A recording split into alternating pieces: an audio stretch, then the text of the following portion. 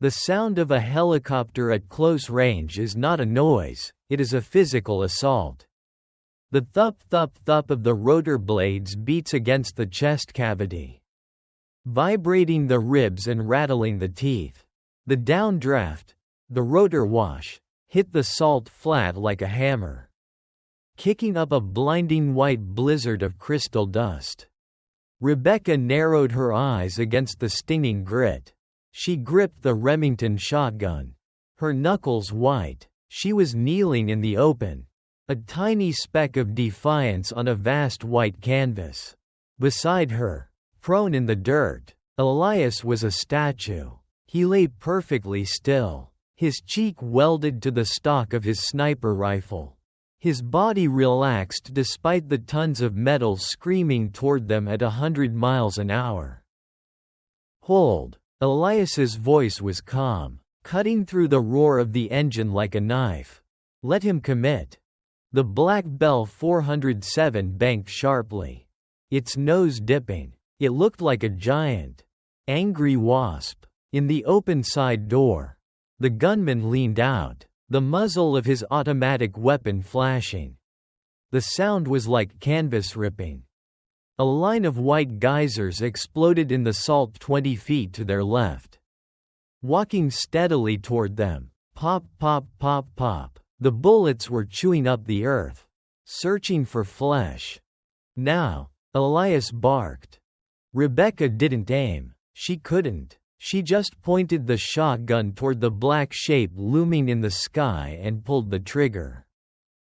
Boom. She pumped the slide. Clack clack. Boom. The buckshot was useless at this range, like throwing sand at a tank, but it served its purpose. It was a tracer. It was a challenge. The pilot, startled by the muzzle flashes coming from the woman, instinctively jerked the stick. The helicopter flared, the tail swinging around. For a split second, the aircraft hung suspended in the air, broadside to Elias. The cockpit glass glinted in the sun. Elias exhaled. He found the gap between heartbeats. Crack. The report of the sniper rifle was sharp, distinct, a period at the end of a sentence.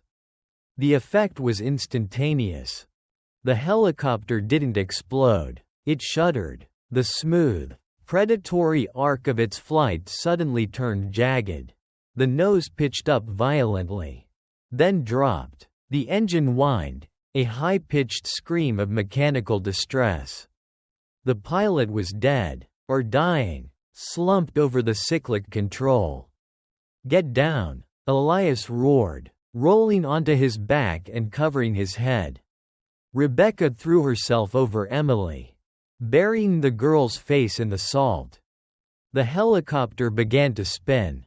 Without a pilot to counter the torque of the main rotor, the tail rotor pushed the machine into a death spiral. It fell out of the sky like a stone. Crunch. The impact shook the ground. The helicopter slammed into the salt flat 50 yards away. The skids collapsed, the fuselage crumpled, and the main rotors struck the earth, shattering into 1,000 deadly shards of shrapnel that flew through the air like scythes. One of the rotor blades cartwheeled past them, slicing through the air with a terrifying whoosh, burying itself deep in the salt 10 feet from where Emily lay. Then, the fuel tank ruptured. Whump! A ball of orange fire rolled up into the blue sky, followed by a plume of oily black smoke. The heat washed over them. A momentary blast of the oven door opening. Silence returned to the desert, broken only by the crackling of the flames and the distant ringing in Rebecca's ears. She lifted her head slowly. The white salt was now marred by a black, burning scar. "Is it over?" Emily whispered, her voice muffled by Rebecca's chest. Rebecca looked at the burning wreckage. No one was crawling out of that. The cabin was an inferno. The boss, the man who had hunted them across borders, through tunnels, and over mountains, was gone. Ashes to ashes. Yes, Rebecca said, tears of pure exhaustion finally spilling over. It's over. Baby. It's finally over. Elias stood up slowly. He brushed the salt from his ghillie suit. He didn't look triumphant. He looked tired. He walked over to the wreckage, keeping his rifle raised, just in case. He watched the fire for a moment, then lowered the weapon. He turned back to them. The face paint on his cheeks was smeared with sweat and dirt, but his blue eyes were clear. Good distraction, he said to Rebecca. Stupid, but good. You told me to shoot. Rebecca countered, her voice shaking as the adrenaline dumped out of her system, leaving her limbs trembling. I told you to aim for the tail. Elias grunted. You aimed for the nose. I hit something. She shrugged, managing a weak smile. Yeah, you hit the jackpot. Elias looked toward the horizon. The ribbon of black asphalt, Highway 191, was still miles away. The heat waves were shimmering off the salt. We're not out yet, Elias said, ever the pragmatist. We need water. We need a ride. And we need to get off this flat before the Federals or the rest of the cartel show up to investigate the crash. He offered a hand to Rebecca. She took it. His grip was rough, calloused, and strong. He pulled her to her feet, then reached down and scooped Emily up. You're getting heavy, kid, Elias muttered, hoisting Emily onto his shoulders. I'm 8, Emily said, resting her chin on his camouflage hat. I'm supposed to be heavy. Let's walk. The trek to the highway was the longest 5 miles of Rebecca's life. The adrenaline was gone, replaced by a deep, bone-weary ache. Her feet were blistered. Her lips were cracked. The sun beat down on them without mercy, reflected off the white salt until Rebecca felt like she was walking inside a light bulb. She focused on the back of Elias's head. She focused on Emily's dusty sneakers bouncing with his stride. She focused on the memory of Silas in the drainage pipe. North, he had said. Follow the North Star. They had done it. They had survived the tunnel. The dogs. The fire. The sniper. The helicopter. They reached the edge of the salt flat as the sun began to dip low in the west, painting the sky in bruises of purple and gold. The ground turned from salt to scrub brush, then to gravel, and then pavement. Rebecca stopped. She looked down at her feet. She was standing on the white line of the road shoulder. The asphalt was warm, solid, and real. It smelled of tar and civilization. We made it, she whispered. The highway was empty, a long, straight line stretching into infinity. Now we wait, Elias said. He set Emily down. He walked a few feet away and sat on a guardrail, facing the desert, his back to the road. He pulled out the Zippo lighter and flicked it open and closed. Clink, clink. Elias? Rebecca asked. Yeah? What will you do when the police come? Elias looked at the lighter. I won't be here when the police come. But, you saved us. You're a hero. I'm a ghost, remember? Elias stood up. He looked at her, his expression unreadable. Ghosts don't give statements. Ghosts don't go on CNN. He pointed down the road. Headlights. Big rig. Coming north. Rebecca looked. Sure enough, the twin lights of a semi-truck were crested a hill about a mile away. Flag him down, Elias said. Tell him you were stranded. Car trouble. Don't mention the tunnel. Don't mention me. Just get to the nearest town and call the FBI. Where are you going? Elias pointed back toward the desert, toward the jagged red rocks of Blue Canyon. Home, he said. Someone has to clean up the mess. And Silas. Silas needs to be buried proper. Beside the creek. The truck was getting closer. The rumble of the engine was audible. Elias walked up to Rebecca. He took her hand and pressed something into it. The Zippo lighter. Keep it, he said. Luck runs out if you don't share it. Thank you, Rebecca said, clutching the lighter. For everything. Elias looked at Emily. He winked. Stay off the skyline, kid. Then, he turned and walked away. He crossed the ditch, stepped into the brush, and within 10 seconds, he was gone, merged with the shadows, vanished as if he had never existed. The semi-truck roared closer. Rebecca stepped out onto the road, waving her arms frantically. The air brakes hissed. The massive vehicle slowed down. The tires crunching on the gravel shoulder. It came to a halt 20 feet away. The passenger window rolled down. An older man with a trucker hat looked down at them, eyes wide. Holy smoke, lady, the driver yelled over the idling engine. You two look like you walked out of a war zone. You okay? Rebecca looked at Emily. She looked at the desert one last time. She squeezed the lighter in her hand. Yes, Rebecca said, her voice strong and clear. We're okay. We're going home. 1 week later. The interrogation room at the FBI field office in San Diego was cold, sterile, and gray. It smelled of floor wax and stale coffee. Rebecca sat at the metal table. She was clean now. Her hair was washed, her cuts bandaged, but her eyes were different. They were older. They were eyes that had seen the devil's throat and climbed back out. Across from her sat Special Agent Miller, no relation. A man with a cheap suit and a tired face. He tapped a pen on his notepad. Mrs. Miller, the agent said, looking at the file, we found the wreckage of the helicopter.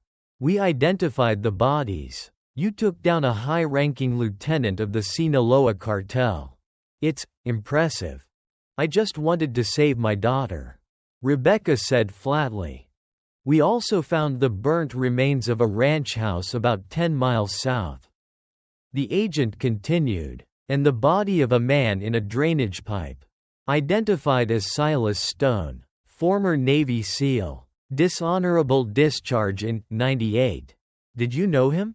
He gave us water. Rebecca lied smoothly. He tried to help. Then he died. And the canyon? The agent leaned forward. Our tactical teams found evidence. A sniper nest. Booby traps. A collapsed cave entrance. It looks like a defensive position. Did anyone else help you? Mrs. Miller? Someone capable? Rebecca thought of the blue eyes. The ghillie suit. The brother who cleaned up the mess. She reached into her pocket and touched the cool metal of the Zippo lighter. No, Rebecca said, looking the agent dead in the eye. It was just me. Just a mother protecting her child. Adrenaline does crazy things. Agent. The agent stared at her for a long moment. He knew she was lying. She knew he knew, but there was no proof. The ghost was gone. All right, the agent sighed, closing the file. You're free to go, Mrs. Miller. Your ex-husband is waiting in the lobby. Rebecca stood up. She walked to the door. One more thing, the agent said. That lighter. Interesting piece. Where did you get it? Rebecca pulled it out. She flicked the lid. Clink. I found it, she said. In the desert. Just a bit of luck. She walked out of the room. In the lobby, David was waiting. He looked frantic, worried, holding a teddy bear. He rushed over and hugged Emily. Then he looked at Rebecca. Becky, oh my God, are you okay? I was so worried. I heard it was a nightmare. Rebecca looked at him. He looked soft, safe, but distant. He belonged to the world of traffic and taxes. She had walked through the fire. "We're fine, David," she said. She took Emily's hand. They walked out of the federal building and into the bright, warm California sun. The city noise was loud: cars, construction, people talking on phones. But underneath it all, Rebecca could still hear the silence of the desert. She could feel the weight of the shotgun. She looked north, toward the border. Somewhere out there, in the red rocks, a man was watching the horizon. And somewhere in the earth, an old soldier was sleeping by a creek. Rebecca Miller squeezed her daughter's hand. She wasn't just an architect anymore. She was a survivor. And she would never be afraid of the dark again. The road to Silo 4 was not truly a road anymore. It was a scar cut through the dense pine forest. A forgotten path reclaimed by decades of neglect. Fierce Montana winters. And aggressive undergrowth. Laura's Ford truck groaned in protest as it climbed the steep switchbacks. The headlights cut through the swirling snow, illuminating nothing but the skeletal white branches of birch trees that looked like reaching bone fingers in the dark. The heater fan rattled violently. A mechanical death rattle that did little to combat the freezing temperature invading the cab. Every gust of wind shook the frame of the truck, threatening to push it off the slick, mud-caked trail. Laura gripped the steering wheel until her hands ached, her knuckles white against the dark leather. Her mind was a chaotic storm. Louder than the engine. "Turn back," a voice whispered in her ear. It was the voice of reason, the primal instinct of self-preservation. It was the voice of a mother who had a 10-year-old daughter waiting for pizza at Mrs. Gable's house. Safe and warm. Go home. Lock the doors. Call the state troopers. Let the professionals handle this. But then she remembered the empty space on the mantel. She remembered the dust outline where the shadow box had sat for years. More importantly, she remembered Frank's voice, raspy from unfiltered cigarettes and hard-earned wisdom, echoing from a memory she hadn't thought about in 20 years.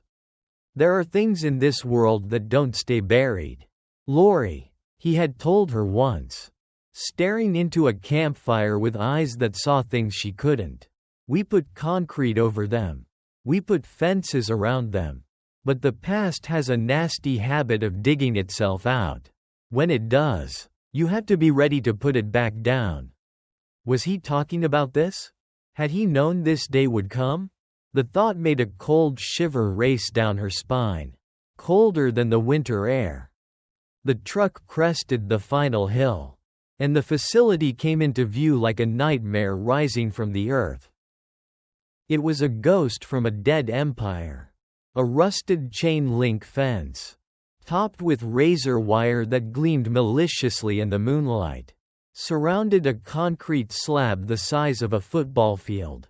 In the center, rising like a tombstone, was the blockhouse, the hardened entrance to the underground control centers. The massive concrete blast doors, designed to withstand a nuclear shockwave, stood stark and gray against the black sky. And there, parked near a violent breach in the fence where the wire had been snipped, was the van. It was a gray panel van, just as Big Ed had described at the pawn shop. Rust ate at the wheel wells like cancer. On the back bumper, partially obscured by fresh mud and road salt, was a faded sticker. Laura stopped the truck 50 yards away, squinting through the windshield. It wasn't Russian, she realized. It was a Cyrillic letter. Yes, a backward R, but accompanied by a symbol she didn't recognize. A double-headed eagle gripping a lightning bolt in its talons.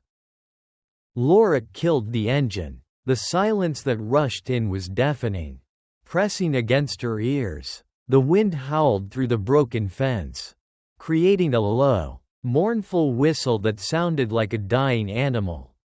She took a deep breath, the cold air stinging her lungs, sharpening her senses. She reached behind her back and pulled the Glock 19 from her waistband.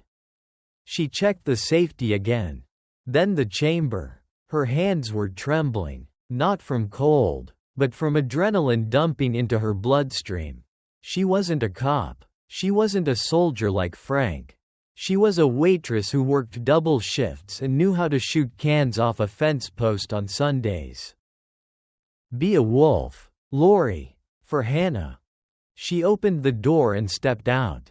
The snow crunched loudly under her boots, a sound that seemed to travel for miles. She moved low, hunching her shoulders, using the truck's body for cover as she approached the gray van. The driver's side window was smashed inward. Safety glass littered the snow like crushed diamonds. Laura raised the gun, peering inside the cab. Empty.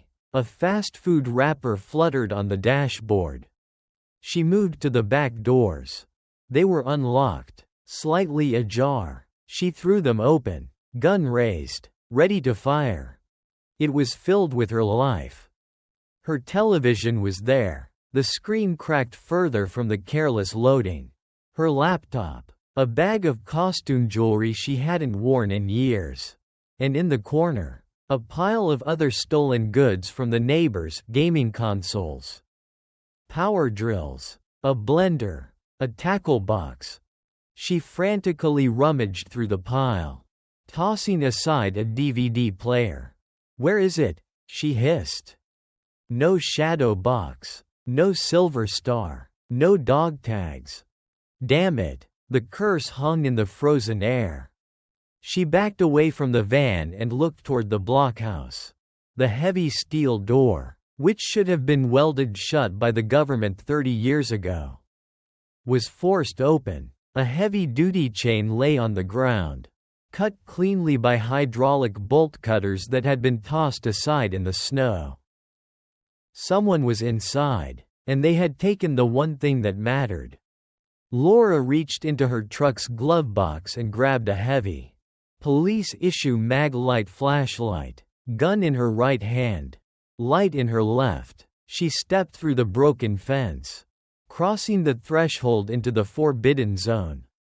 Entering the blockhouse was like stepping into the throat of a monster. The air changed instantly, from the crisp, clean smell of pine and snow to the stagnant, metallic odor of mildew, hydraulic fluid, and decades of undisturbed dust. It smelled of obsolescence. She clicked on the light. The beam cut through the darkness, dancing over peeling lead paint and graffiti that dated back to the 90s. Seniors, 98 rules, and crude drawings of anatomy covered the faded warning signs that still read lethal force authorized in no lone zone. A staircase spiraled down into the blackness of the earth. The metal steps were grated, allowing her to see the infinite drop below. A deep, hollow abyss. Laura began to descend. Clang, clang, clang. Despite her efforts to be quiet, her footsteps sounded like thunder in the acoustic chamber of the silo. The sound reverberated, mocking her stealth. She paused, listening. Silence, but a heavy silence, the kind that felt watched. Down she went. 1 flight, 2 flights, 3. The temperature dropped further, a damp chill that seeped into her bones. She was 50 feet underground now. The walls were weeping with condensation. She reached the blast door to the launch control center. It was open, the massive gears exposed like the insides of a clock. She stepped through. The room was a time capsule of the Cold War. Massive computer banks the size of refrigerators lined the walls, their screens dark and dead, covered in a thick layer of gray dust. Chairs were overturned, rotting foam spilling from their seats. Papers, yellowed and brittle with age, were scattered everywhere: manuals, checklists, logs from a time when the world held its breath. But in the center of the room, the scene was disturbed. A portable camping lantern sat on the commander's desk, casting a harsh, artificial LED glow that threw long, dancing shadows against the walls. Laura froze, aiming her weapon at the light. "Police!" she shouted. The lie echoed back to her a dozen times, distorted by the steel walls. "Come out with your hands up. I have backup on the way." A scuffling sound from the corner, behind a rack of server towers. The sound of a shoe scraping against concrete. "Don't shoot," a voice whimpered. It was high-pitched, laced with terror. "Oh God, please don't shoot me. I didn't know. I swear I didn't know." A young man stumbled out from the shadows. He couldn't have been more than 20, a kid. Really. He wore a baggy hoodie and jeans that were torn at the knees. His face was a mask of blood and snot, tears streaming down his cheeks, cutting tracks through the grime. He was clutching his left arm, which hung at an unnatural angle, clearly broken. This was the thief, the nervous guy from the pawn shop. "Where is it?" Laura demanded, stepping forward but keeping her distance. The barrel of the Glock trained on his chest. "Where is the metal?"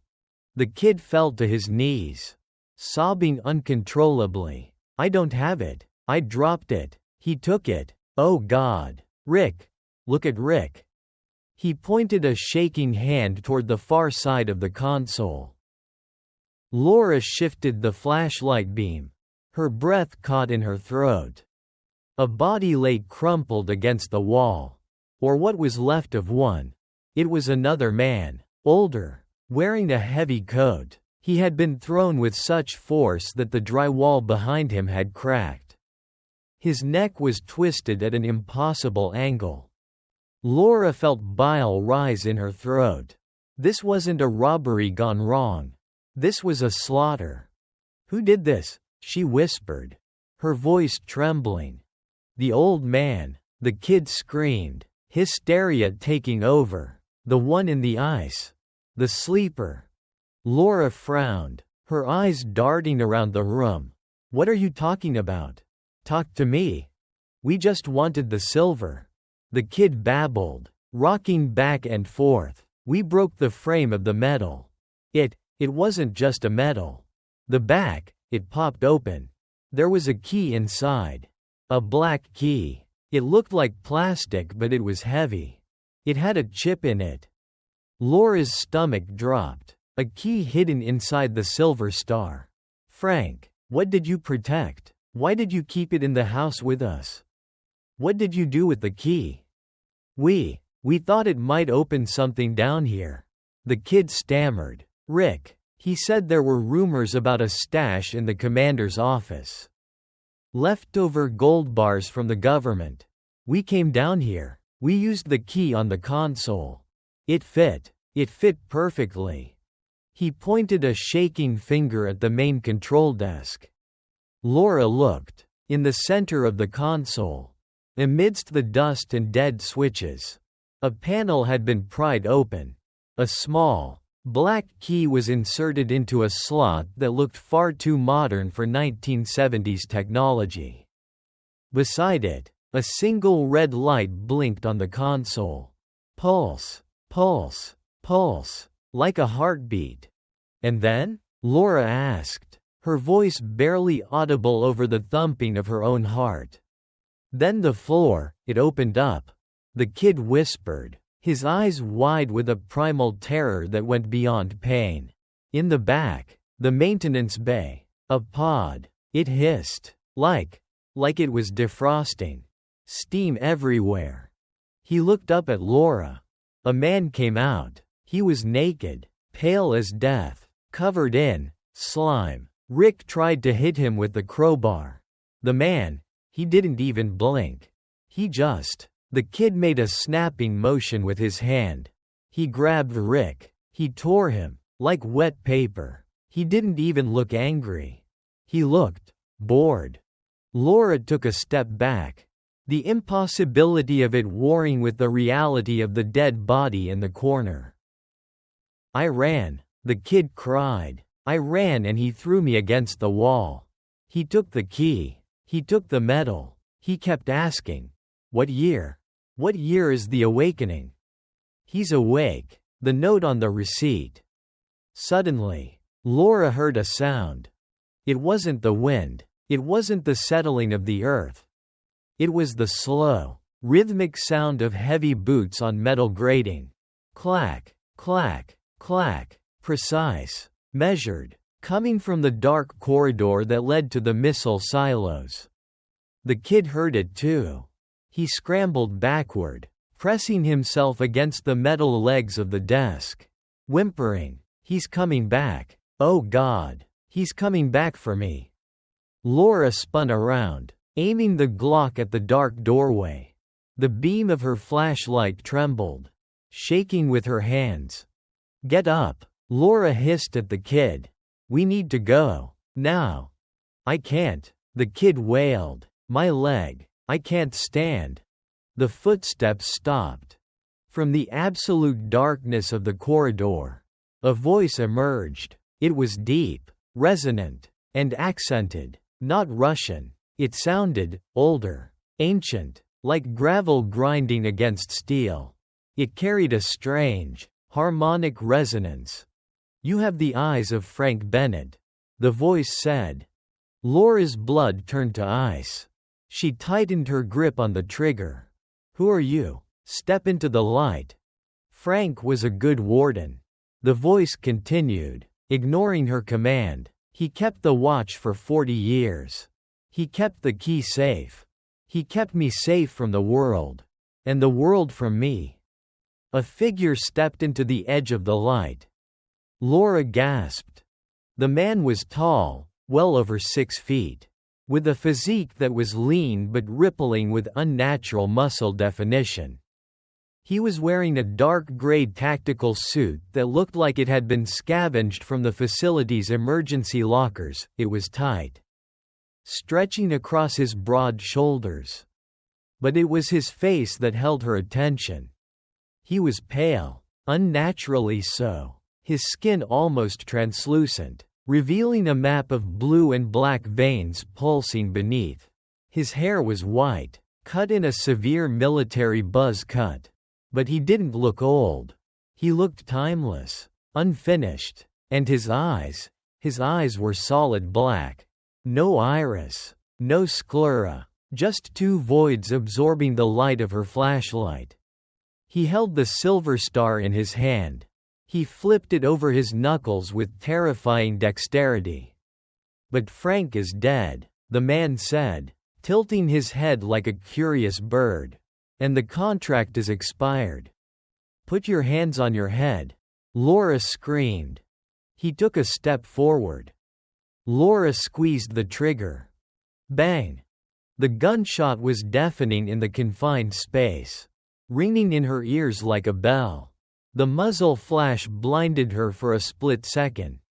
She didn't miss. She never missed at this range. The bullet hit the man squarely in the chest, right over the heart. He didn't fall. He didn't even flinch. He looked down at the hole in his suit, touched the small trickle of black fluid oozing from it, then looked back up at her. He smiled. And it was the most terrifying thing Laura had ever seen. It was a smile devoid of humanity. A mimicry of an expression he had seen once in a picture. "Kinetic energy weapons," he mused, his voice sounding disappointed, primitive, but spirited. He moved. He moved faster than anything human should move. 1 second he was 10 feet away. The next he was a blur in the air. Laura tried to fire again. But a hand, cold as liquid nitrogen, clamped around her wrist. The pain was instant and blinding. She felt bones grinding together. She cried out, a guttural sound of agony. And the Glock clattered uselessly to the concrete floor. The man grabbed her by the throat with his other hand and lifted her off the ground as if she weighed nothing more than a doll. Laura clawed at his hand, her boots kicking uselessly at the air. She couldn't breathe. Her vision began to swim with black spots. The smell of him was overwhelming: ozone, formaldehyde, and something like burnt copper. "Where is the other key?" the man asked. His face was inches from hers. His black eyes seemed to look right through her skull. Laura choked, gasping for air, her fingers scrabbling against his skin which felt like cold marble. "I don't know." "Frank had too," the man said calmly, tightening his grip. "The silver star held the alpha key. Where is the omega key? Where is the daughter? Where is the bloodline? Hannah." The realization hit Laura harder than the lack of oxygen. He knew about Hannah. He knew about the bloodline. Adrenaline, primal and fierce, flooded her system. It washed away the fear and replaced it with a mother's rage. She wasn't going to die here. Not while this monster was asking about her baby. Laura reached into her back pocket. Her hand closed around the only weapon she had left. The jagged, brass car keys. With a guttural scream that tore her throat, she swung her hand with all the remaining strength in her dying body, driving the serrated edge of the Ford key directly into the man's solid black eye. He roared, a sound that was more machine than animal. A screech of grinding metal, and dropped her. Laura hit the floor hard, gasping for air, retching. She didn't look back. She didn't try to grab her gun. She scrambled on her hands and knees, grabbing the mag light, and sprinted for the spiral staircase. "Run, little Bennett!" The man howled from the darkness behind her, clutching his face. Black blood, thick like oil, leaked between his fingers, sizzling as it hit the floor. "Run and bring me the key, or I will burn this world to find it." Laura hit the stairs, taking them two at a time, pulling herself up by the railing. Her lungs burned like fire. Her wrist throbbed with a sickening rhythm. Below, she heard a wet crunch, and the thief's screaming was suddenly cut off. She burst out into the night air, stumbling into the snow, vomiting bile. She didn't stop. She threw herself into the truck, fumbling with the ignition with her good hand. The engine roared to life. She slammed it into reverse, tires spinning wildly in the mud and snow before catching traction. The truck fishtailed violently as she spun it around. As she sped away, tearing down the mountain road, risking death on every icy curve, she looked in the rearview mirror. Standing in the doorway of the blockhouse, illuminated by the red taillights of her truck, was the silhouette of the man. He wasn't chasing her. He was watching. He was memorizing her scent. And then, behind him, the ground began to shake. A low rumble, deep in the earth, vibrating through the chassis of her truck. The dormant machinery of Silo 4 was waking up. Floodlights around the perimeter, dead for decades, flickered to life. Laura grabbed her phone. Her hands were shaking so hard she almost dropped it between the seats.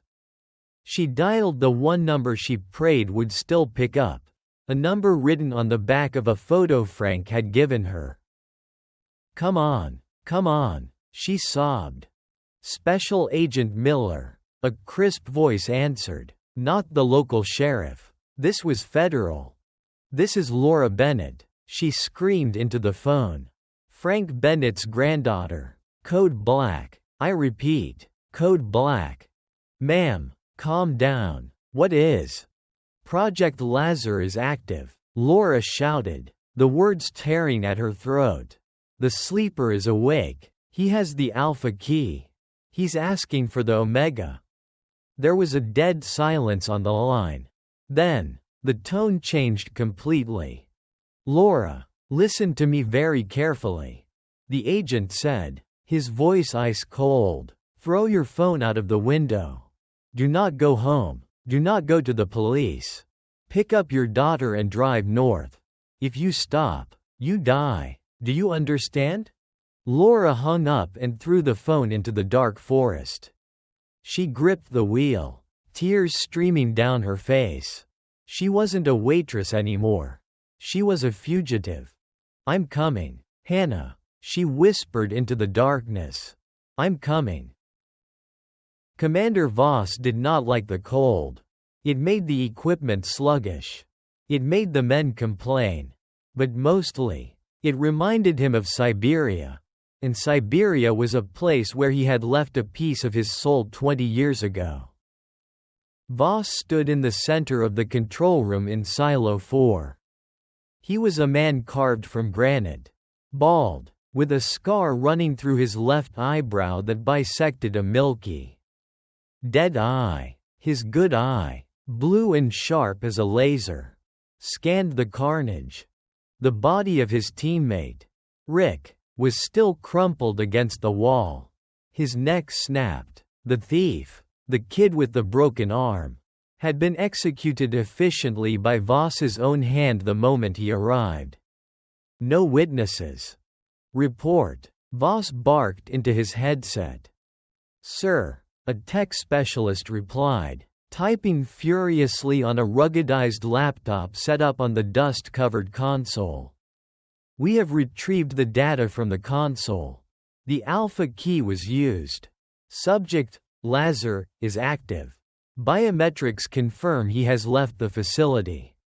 I can see he left, Voss said, kicking a piece of debris. He tore through a blast door like it was wet cardboard. I want to know where he is going. Thermal tracks head north. He's moving on foot, sir. But his speed, he's clocking 40 miles per hour.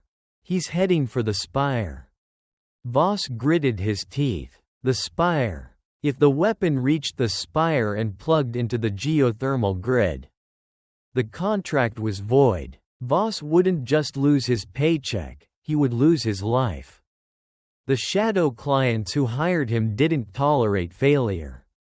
But sir, the tech continued, hesitating, we found something else. Another heat signature. A truck. F-150. Older model.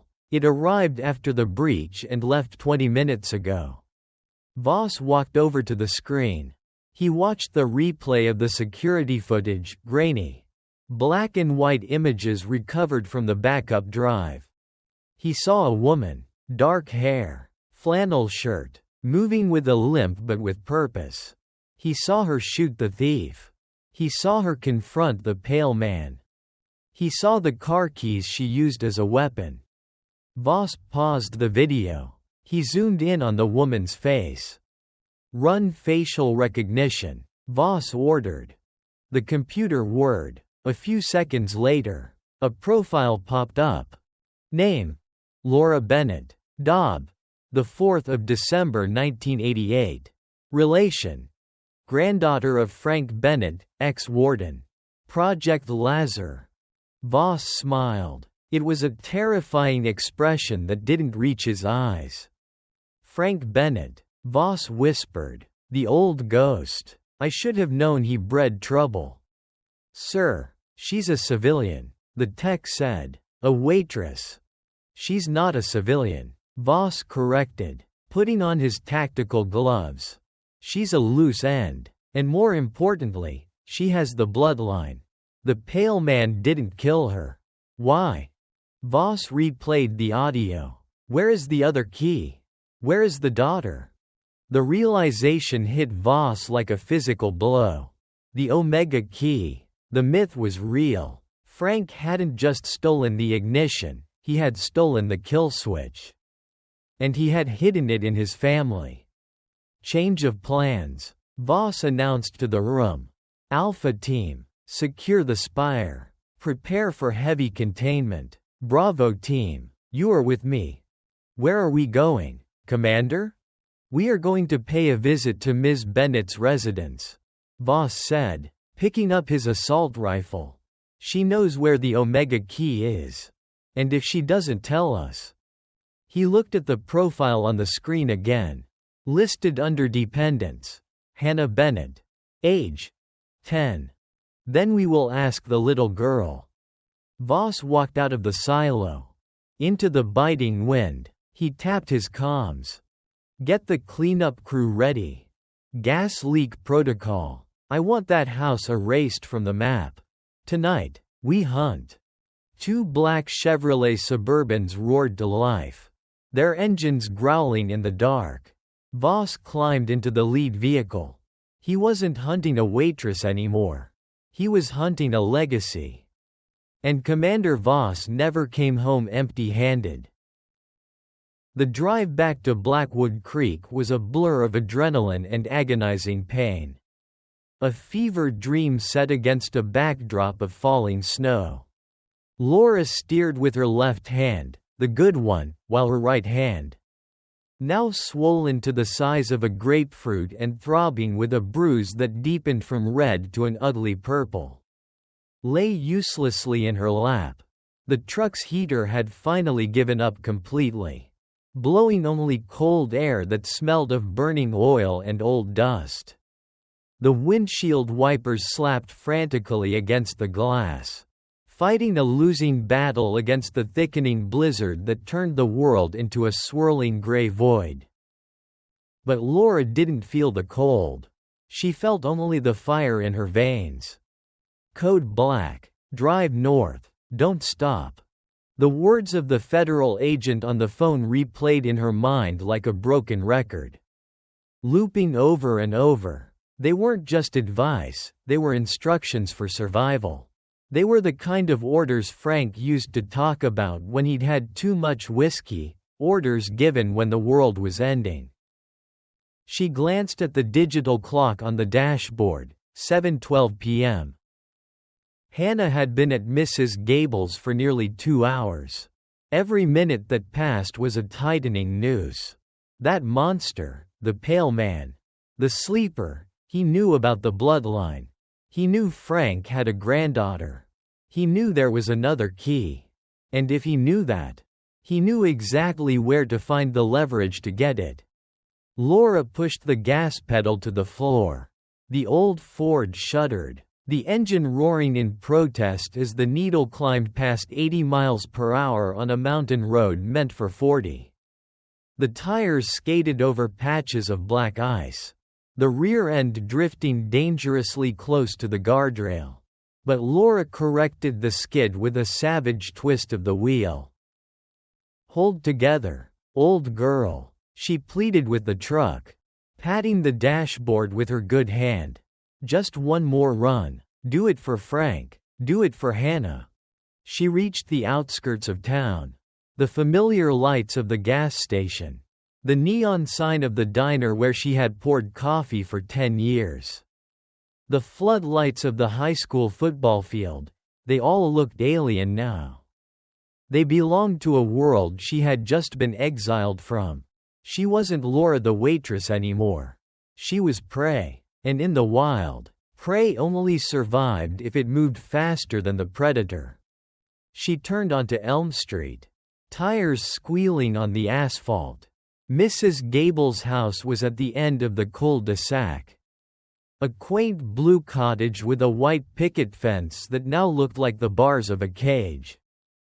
Laura didn't park. She slammed the truck into the curb, climbing over the sidewalk, crushing Mrs. Gable's prize-winning petunias under the muddy, all-terrain tires. She killed the engine and stumbled out. The pain in her wrist flared so violently it nearly brought her to her knees, blinding her for a second with white light. She bit her lip until she tasted copper blood. Focus. You have to look normal. You have to be calm. She used her flannel shirt to wipe the grime and sweat from her face, though she knew she couldn't hide the bruising or the wild terror in her eyes.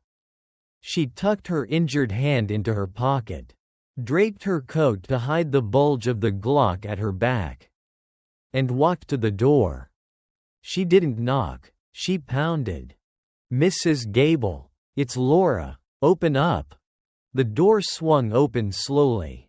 Mrs. Gable stood there, a spatula in hand, looking confused and annoyed. The smell of baking chocolate chip cookies wafted out, a sickeningly sweet, domestic scent that clashed violently with the smell of gunpowder, ozone, and death clinging to Laura's clothes. "Laura? Good heavens. Child, what happened to your truck? You nearly drove into the living room. And you look dreadful. Is that blood on your collar?" Laura ignored the questions. She pushed past the old woman, stepping into the warmth of the hallway. "Where is she?" she demanded, her voice tight. "Where is Hannah?" "She's in the living room watching TV." "But Laura, really, you are behaving very strangely. I was just about to make tea." Laura didn't wait. She stormed into the living room. Hannah was sitting on the floor, surrounded by Mrs. Gable's 3 fat cats, laughing at a cartoon. She looked up as Laura entered, her smile fading instantly. The bond between them was almost telepathic. Hannah saw the way Laura stood, shoulders hunched, eyes darting to the windows, the way her left hand was shaking. The girl stood up slowly, the remote dropping from her hand onto the carpet. "Mom?" Hannah whispered. "What's wrong?" "Get your shoes," Laura said. Her voice was low, devoid of panic but heavy with a command that brooked no argument. "Get your coat. We're leaving. Now." "But I haven't finished my—" "Hannah, now," Laura barked, the sound cracking like a whip in the quiet room. Hannah flinched, tears welling in her eyes. But she didn't argue. She saw the fear in her mother's face, a raw, naked fear she had never seen before. Not even when the bank threatened to take the house. She grabbed her pink puffer jacket and jammed her feet into her boots. "Laura, you are scaring the child," Mrs. Gable protested, hurrying into the room, her face flushed with indignation. "You can't just barge in here and act like a maniac. I think you need to sit down. I'm calling the sheriff." Mrs. Gable reached for the wall phone. Laura spun around. She moved faster than she thought possible. She grabbed Mrs. Gable's wrist with her good hand, gently but firmly, stopping her. "Listen to me, Margaret," Laura said, staring deep into the old woman's eyes. "Do not call the sheriff. Do not call anyone. Go into your kitchen, lock the back door, turn off all the lights. If anyone comes to this door, anyone who isn't me, you hide in your basement and you pray." "What? Why? Who is coming?" Mrs. Gable's indignation turned to fear. "I don't know," Laura lied. "Just do it, please, for your own safety." She grabbed Hannah's hand, her good hand intertwining with her daughter's small, warm fingers, and pulled her out into the freezing night. "Mom, you're hurting me," Hannah said as Laura practically dragged her to the truck. "Mom, what happened to your wrist? It's huge." "I fell," Laura said, opening the passenger door and shoving Hannah inside. "Buckle up, keep your head down, don't look up until I say so." Laura ran around to the driver's side, slipping on the ice but catching herself on the doorframe. She jumped in and turned the key. The engine cranked, whir whir whir, but it didn't catch. "No, no, no," Laura hissed, slamming her hand against the steering wheel. "Not now. Don't you die on me now." "Mom, look," Hannah said, her voice trembling. She pointed out the windshield. At the entrance of the cul-de-sac, blocking the only exit, 2 black Chevrolet Suburbans had pulled up. They sat there silently, side by side, blocking the road like a steel wall. Their headlights were blindingly bright, high-intensity LEDs cutting through the snow. They weren't police cars. There were no sirens, no markings, just sleek, government black steel. The doors of the lead SUV opened. 4 men stepped out. They wore dark tactical gear, body armor, helmets, combat boots. They looked cleaner than the Pale Man, more professional, but just as deadly. They carried assault rifles, holding them with the casual ease of men who killed for a living. They weren't here to arrest anyone. They were a cleaning crew. They were here to erase the mistake. "Get down," Laura screamed, pushing Hannah's head below the dashboard level. The men raised their weapons. Laura twisted the key again, pumping the gas pedal desperately. "Come on." Whir roar. The Ford engine thundered to life, coughing black smoke. Laura didn't put it in reverse. She threw the gearshift into drive. "Hold on." She slammed her foot on the gas. The truck surged forward, tires spinning before biting into the pavement. But she didn't drive toward the road. She aimed for Mrs. Gable's side yard. Glass shattered as bullets punched through the windshield. Pop, pop, pop, pop. The sound was like firecrackers. But the impact was terrifying. Hannah screamed, covering her ears. The safety glass disintegrated, showering them in fragments. Laura ducked low, peering through the spider-webbed holes, steering blindly by memory. The truck smashed through Mrs. Gable's white picket fence, wood splintering like matchsticks. They careened across the frozen lawn, tearing up sod and snow. "Hostile is mobile. Take the shot," she heard a voice shout from outside, distorted by distance and wind. Laura aimed for the gap between Mrs. Gable's house and the neighbor's garage. It was a narrow alley, barely wide enough for the truck. Scrape. Metal shrieked against wood and brick as the truck wedged through, the side mirrors tearing off with a sickening crunch. Sparks flew in the darkness. But they made it through to the backyard. "Where are we going?" Hannah cried, sobbing. "We're going off-road," Laura gritted out. She drove straight through the back fence, the truck bucking violently as it dropped into the drainage ditch behind the neighborhood. The suspension groaned, metal slamming against frozen earth. The truck fishtail-ed in the mud, sliding sideways toward the concrete wall. Laura corrected the skid with one hand, fighting the wheel with every ounce of strength she had left. They were in the drainage canal now, a concrete ravine that ran behind the subdivision like a hidden highway. "They're following us," Hannah yelled, risking a look back. One of the black SUVs had smashed through the fence behind them. It was faster, newer, and had four-wheel drive that actually worked. It was gaining on them, its engine roaring like a beast. "Open the glove box," Laura shouted over the noise of the engine and the wind rushing through the broken window. "What?" "Open it. Grab the box of shells." Hannah fumbled with the latch, her small hands shaking. The bullets? Give them to me." Hannah handed the box of 9mm ammunition to her mother. Laura grabbed the magazine from her lap. She had reloaded the Glock while driving down the mountain, but hadn't chambered a round. She jammed the magazine into the gun using her thigh for leverage, wincing as her broken wrist protested with a spike of agony. "Take the wheel," Laura ordered. "Mom, I'm 10. Hannah screamed. "I taught you how to drive the tractor. Take the wheel, Hannah. Keep it straight. Don't let us hit the wall." Hannah scrambled over the center console, grabbing the bottom of the steering wheel.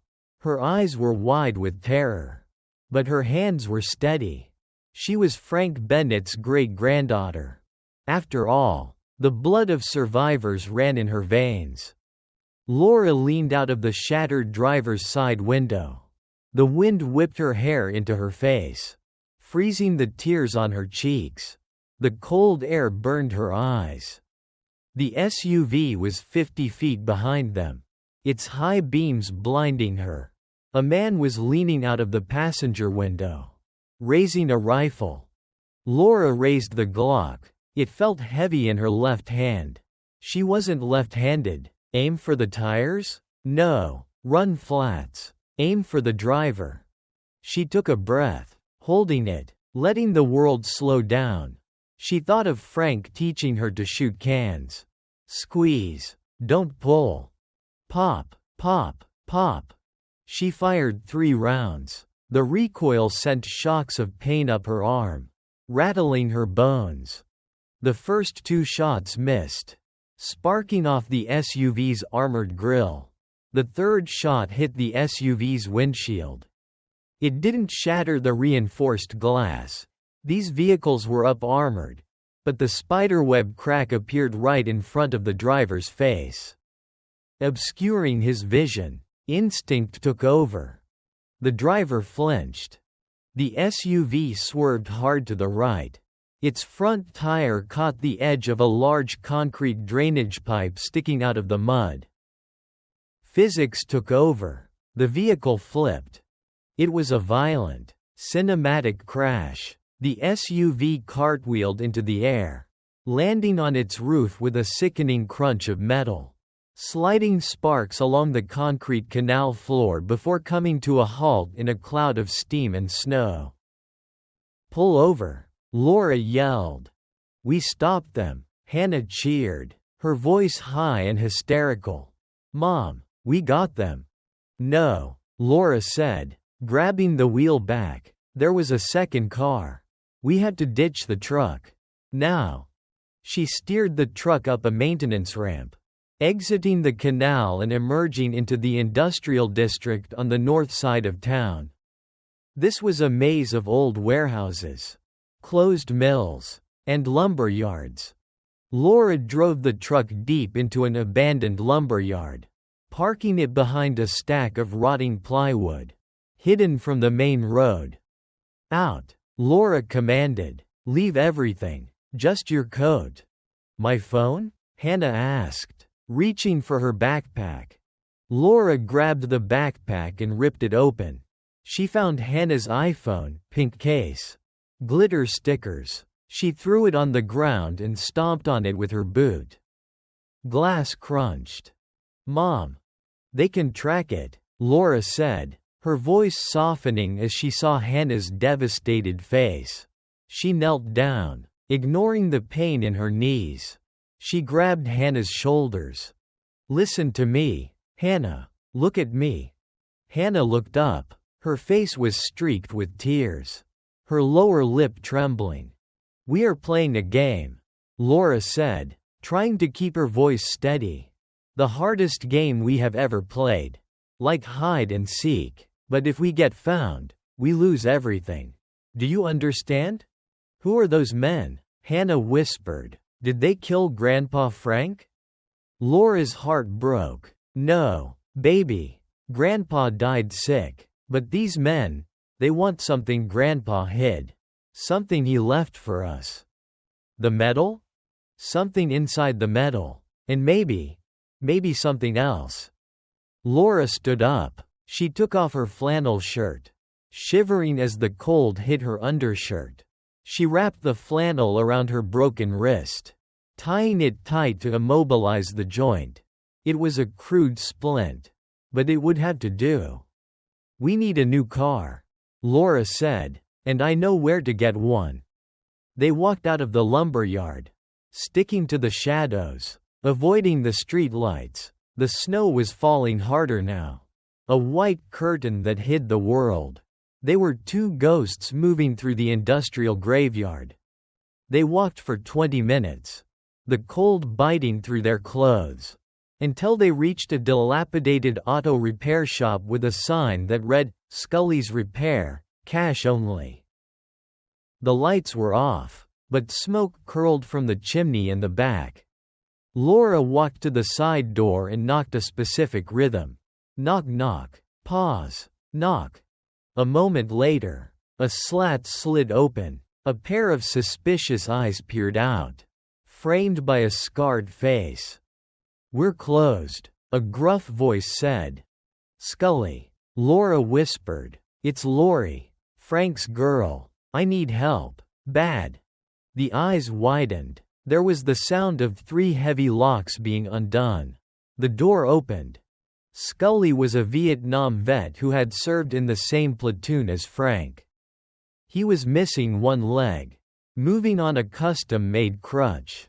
He looked at Laura, at the blood, the makeshift splint, the terrified child clinging to her leg.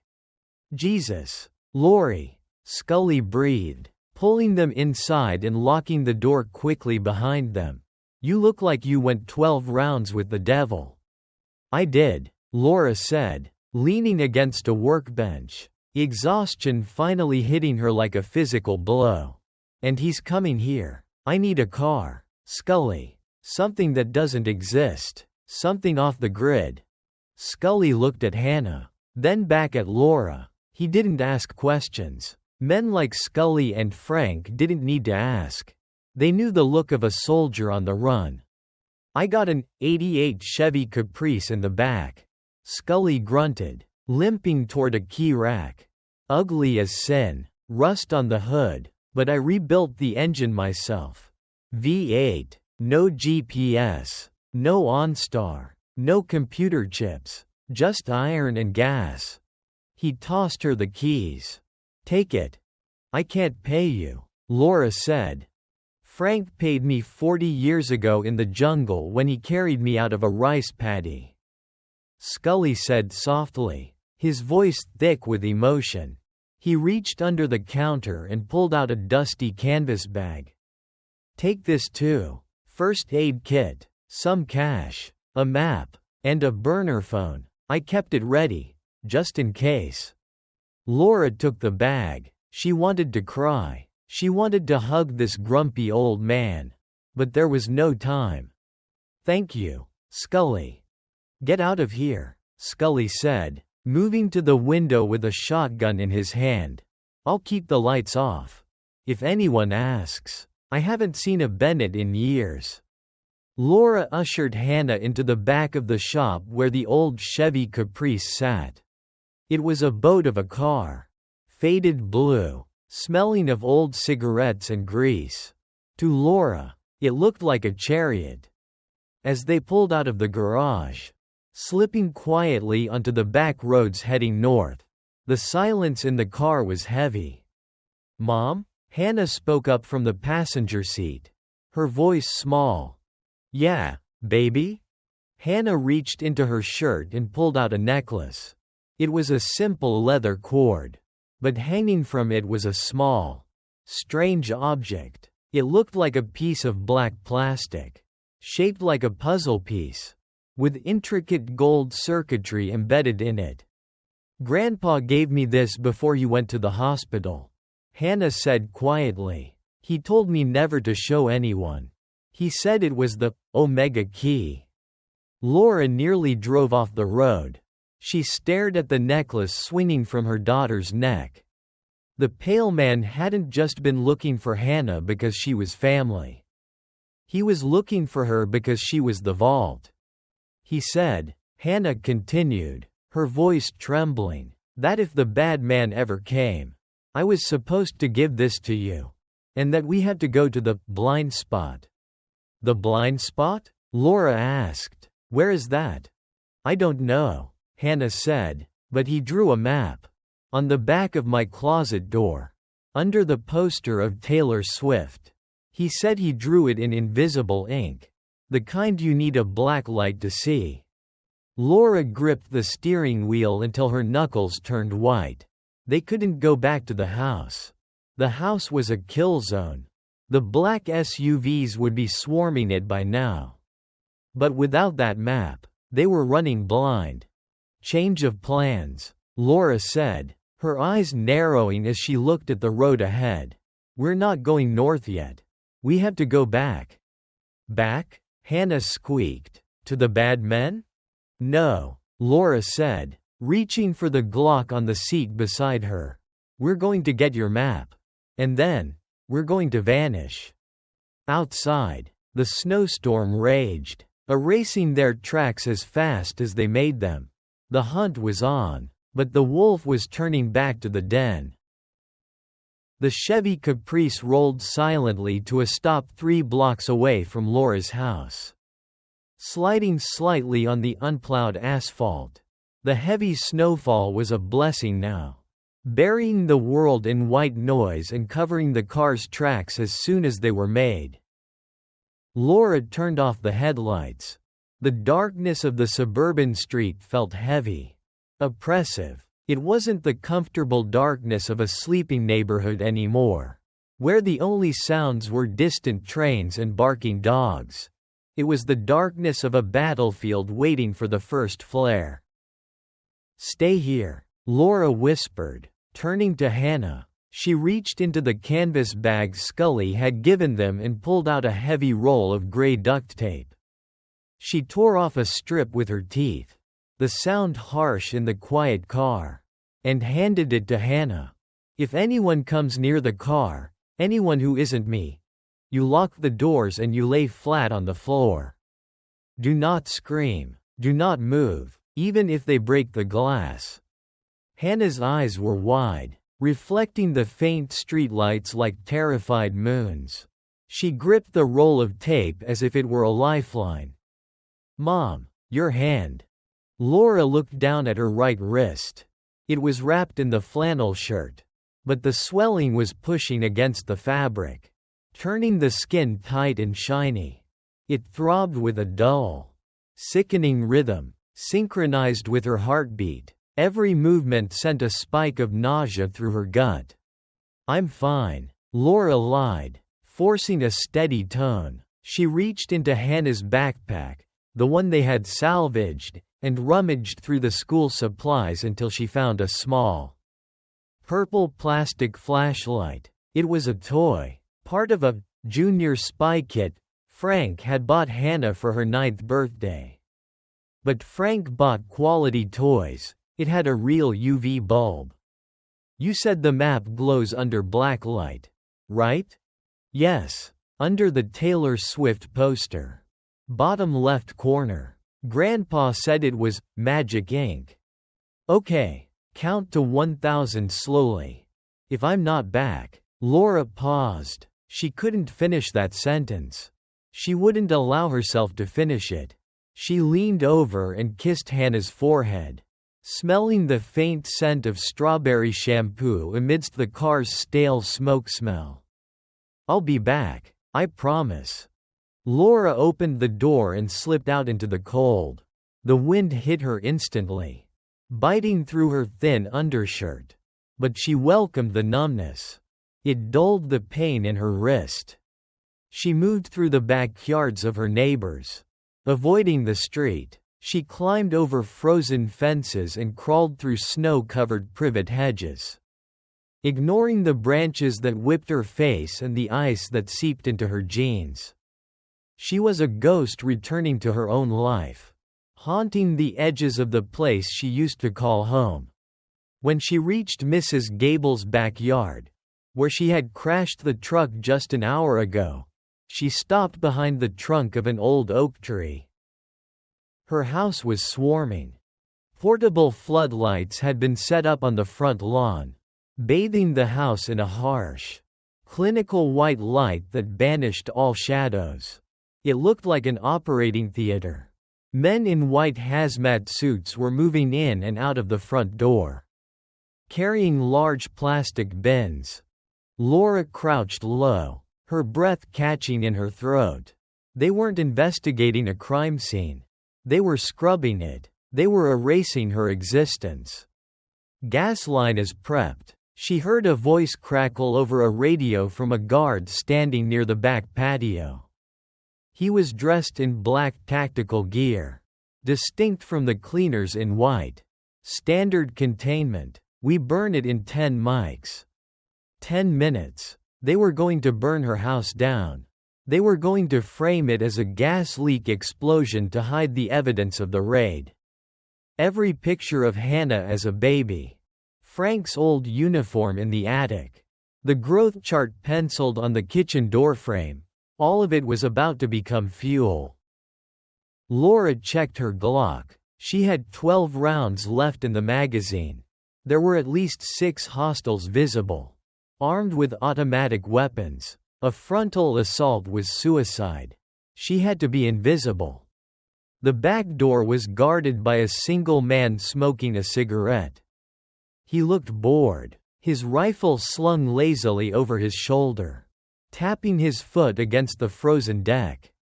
Laura looked around. She picked up a frozen rock the size of a baseball from the garden bed.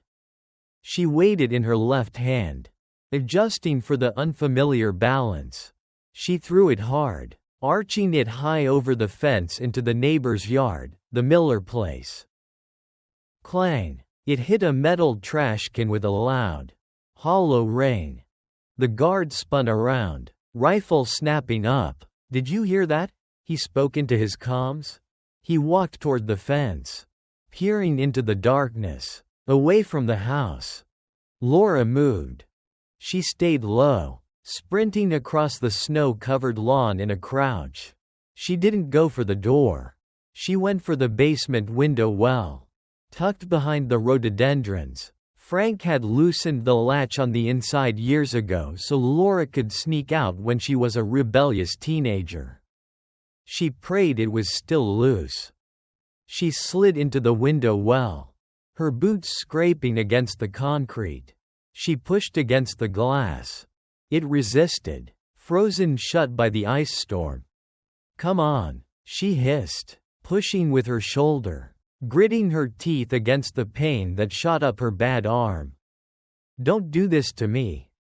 Crack! The ice seal broke. The window slid open with a groan of rusted metal. Laura tumbled into the basement, landing awkwardly on a pile of laundry. The smell of detergent and damp concrete hit her, the smell of home. It was so familiar it made her chest ache. But upstairs, she could hear the heavy thud of boots and the murmur of voices. She crept up the basement stairs, avoiding the third step that always creaked. She had memorized the soundscape of this house over 30 years. She paused at the door to the kitchen, cracking it open an inch. The kitchen was a wreck.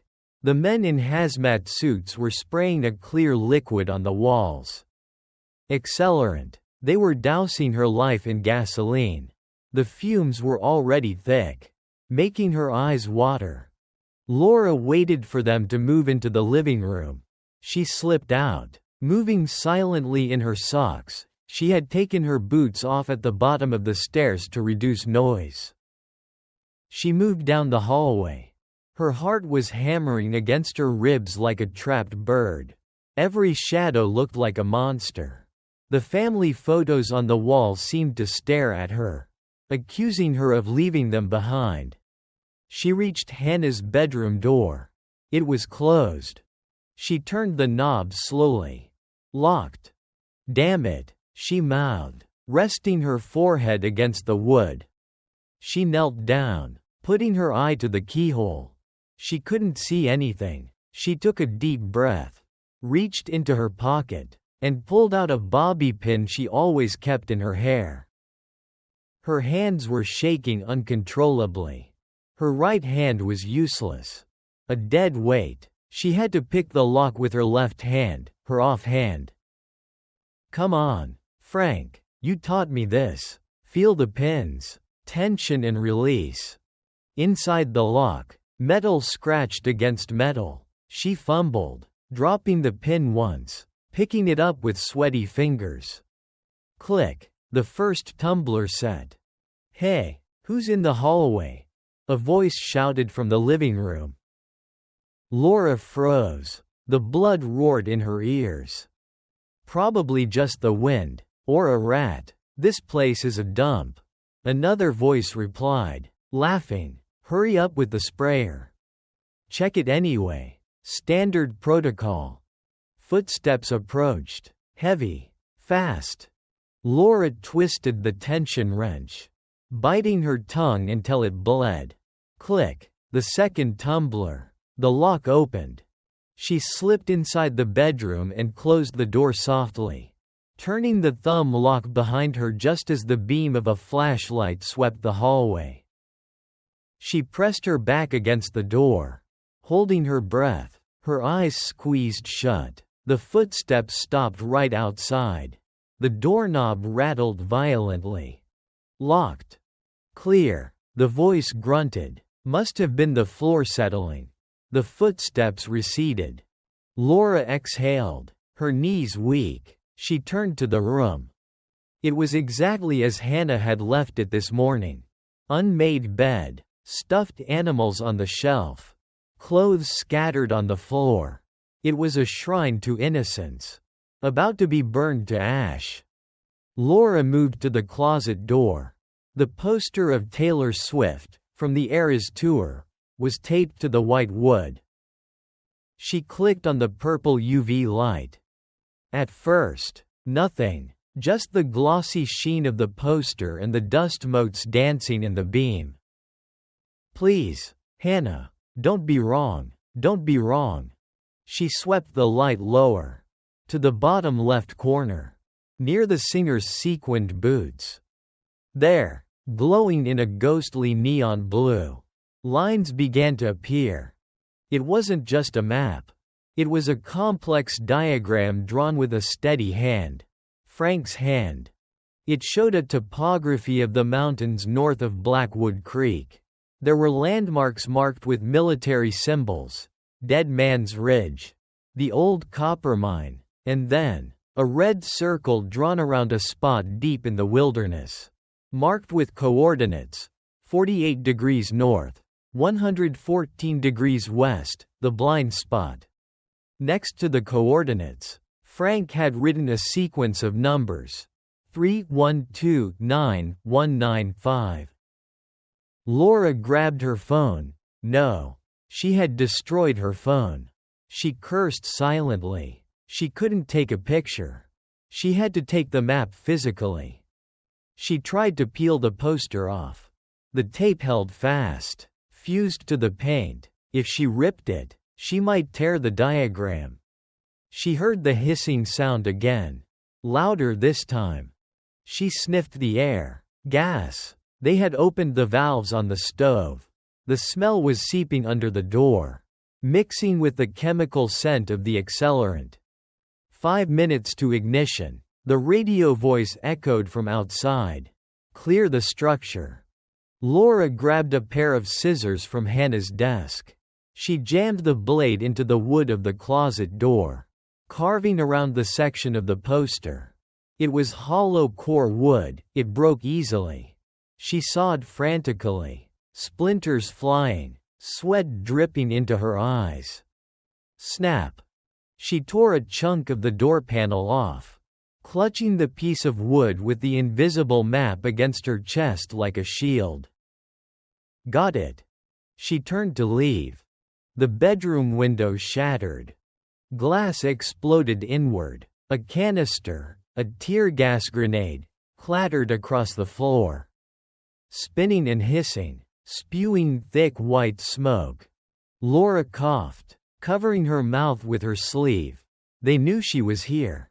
They had heat sensors, or maybe they just heard the wood snapping. Target acquired. Bedroom, northeast corner, breach. The door to the bedroom was kicked open. A mercenary stood there, a silhouette in the swirling smoke. His rifle raised. He wore a gas mask that made him look like a giant chitinous insect. Laura didn't think. She reacted on pure instinct. She dropped to the floor as he fired. Bullets chewed up the wall where her head had been a second ago. Plaster dust exploding into the air. She rolled under the bed, burying herself in dust bunnies and old socks. The mercenary walked into the room, his boots heavy on the floorboards. He was scanning, hunting. The red laser of his rifle cut through the smoke. Laura saw his ankles. She was trapped. She had a gun, But he had body armor and a rifle. If she engaged, she died. And if she died, Hannah died. She looked around under the bed. There, pushed into the corner, was Hannah's old aluminum baseball bat from her Little League days. The mercenary knelt down to check under the bed. Laura didn't wait for him to see her. She thrust the bat outward with her good arm, driving the metal end hard into his groin.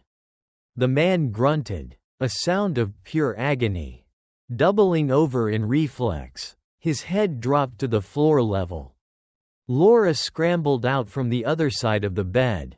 She stood up, switched the Glock to her left hand, and pistol whipped him across the back of the head. It was a clumsy blow, weakened by her offhand, but it was enough to stun him. He collapsed forward onto the rug.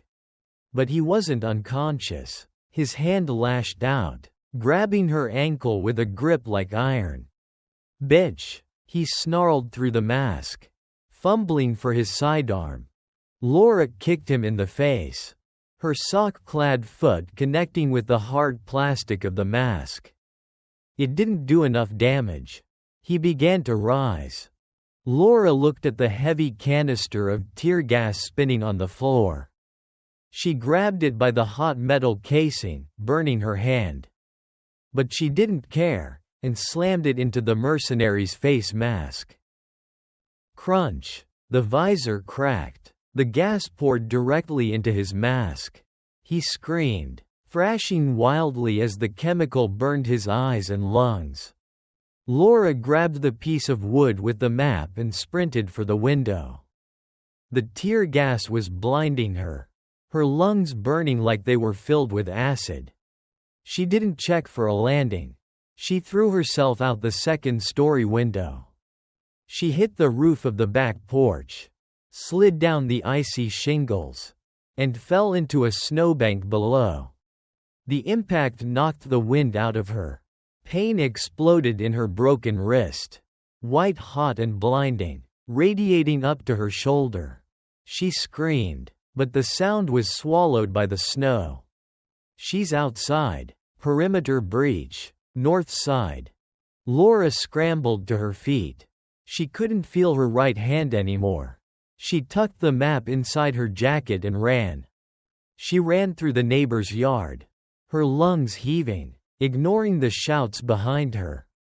Whoosh! A massive sound, like a giant inhaling, came from behind her. Then, the explosion. The shockwave hit her back, throwing her forward into the snow. The night sky lit up with a terrifying orange glow. Laura turned her head, lying in the freezing powder. Her house, the house Frank had built, the house where she had learned to walk, where she had brought Hannah home from the hospital, was gone.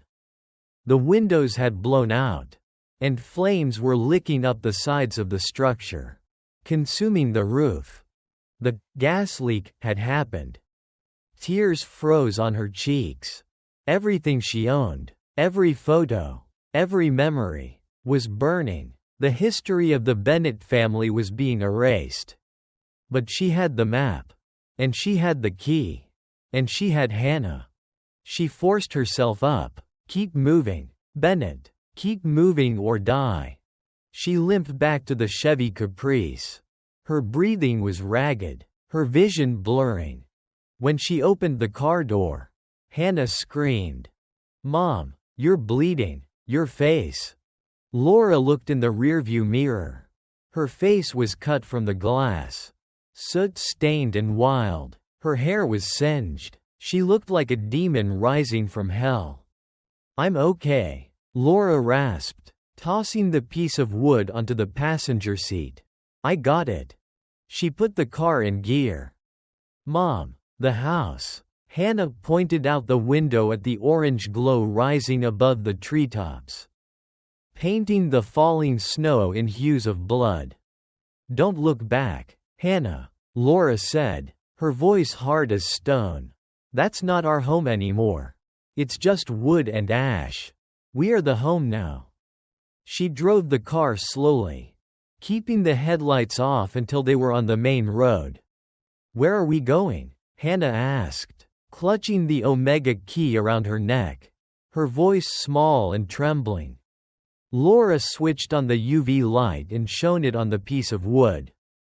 The coordinates glowed in the darkness of the car. "The blind spot. We're going to the mountains," Laura said, "to the place where Grandpa Frank said the world can't see us." She looked at the sequence of numbers Frank had written. 3129195. "Hannah," Laura asked, her mind racing as the adrenaline began to fade, leaving only pain. "Does 3129195 mean anything to you? A birthday? A locker combo?" Hannah frowned, looking at the numbers glowing in the purple light. She counted on her fingers. "C is the third letter of the alphabet," Hannah whispered. "L is the 12th, I is the 9th, S is the 19th, E is the 5th. CLISE. Clyce?" Laura frowned. "That doesn't make sense." "Maybe it's a name?" Hannah suggested. "Maybe Grandpa made a mistake?" Laura shook her head. No, Frank didn't do coincidences. He didn't make mistakes with numbers. It was an anagram. Or a cipher. Slice? No. Wait. ELISE. Elise. Laura nearly slammed on the brakes. The name hit her harder than the explosion. "Elise," she whispered. "That was your grandmother's name." "My mother. But Grandma died in the car crash," Hannah said. "With Grandpa. That's what you said." "That's what Frank told us," Laura said, a cold dread settling in her stomach that was heavier than the fear of the mercenaries. "He told us they died on I-90 in a pileup. But if Elise was the code to the blind spot, and the pale man was looking for the bloodline. What if he lied?" Laura whispered to herself. "What if she's not dead? What if she's been waiting there?" Laura stepped on the gas. The old Chevy roared, heading north toward the dark, unforgiving mountains. The mystery of the stolen metal had just become a mystery of her entire life. And somewhere behind them, in the burning wreckage of her home, a phone began to ring in the pocket of the dead mercenary lying on Hannah's bedroom floor. A call from the pale man. The screen lit up, displaying a single word: found. The Chevy Caprice was a tank. But even tanks have limits. Laura steered the heavy sedan off the main highway just as the flashing lights of a police roadblock appeared in the distance. She killed the headlights immediately, plunging them into darkness. "Hold on," Laura whispered. She yanked the wheel to the right, driving straight through a wire fence.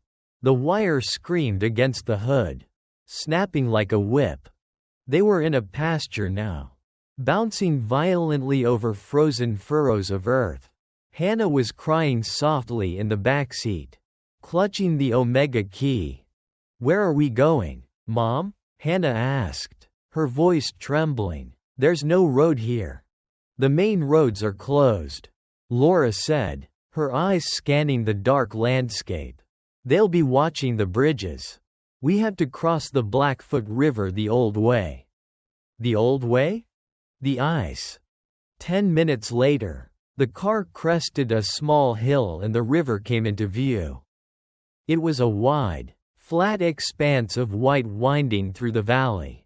In the summer, the Blackfoot was a raging torrent. Now, in the dead of a Montana winter, it was a frozen highway. Or so Laura hoped. She stopped the car at the riverbank. The willows scratched against the doors. "Okay," Laura said, turning to Hannah. "Listen to me carefully. I'm going to roll the windows down." "But it's freezing." "If the ice breaks," Laura said, her voice hard and serious, "and we go under, the electric locks will fail. You need to be able to swim out. Do you understand? Unbuckle your seatbelt. Now. Hannah's eyes went wide, but she clicked the buckle open. Laura rolled down all 4 windows. The biting wind rushed in, swirling with snow. Laura drove onto the ice. Crack. The sound was like a pistol shot echoing in the cabin. The car dropped an inch as the ice settled under the 2-ton weight of the steel chassis. Don't stop, Laura told herself. Momentum is life. She pressed the gas gently. The rear tires spun for a second, finding traction on the slick surface. And then they were moving. They were in the middle of the river now. The far bank looked a mile away. Below them, under 2 feet of ice, black water rushed silently. Laura could feel the river fighting the ice, vibrating through the steering wheel. Suddenly, the headlights caught something ahead. A fissure. A dark, jagged line of open water cut across the ice. About 10 yards wide, the current was churning, black and deadly. Damn it, Laura cursed. She slammed on the brakes.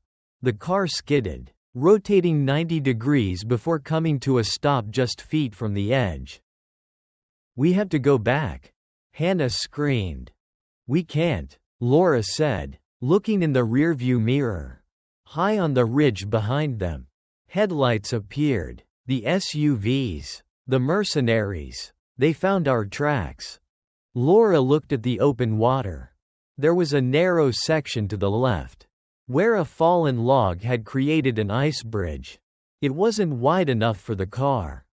Out, Laura commanded. We walk from here. Mom, no. Hannah, move. They scrambled out of the car. The wind on the river was ferocious. Laura grabbed the survival bag and the shotgun. She took Hannah's hand. We have to walk across that log. Laura pointed. They ran toward the fallen cottonwood tree that spanned the gap in the ice. It was slick with frost. Go, Laura said. Don't look down.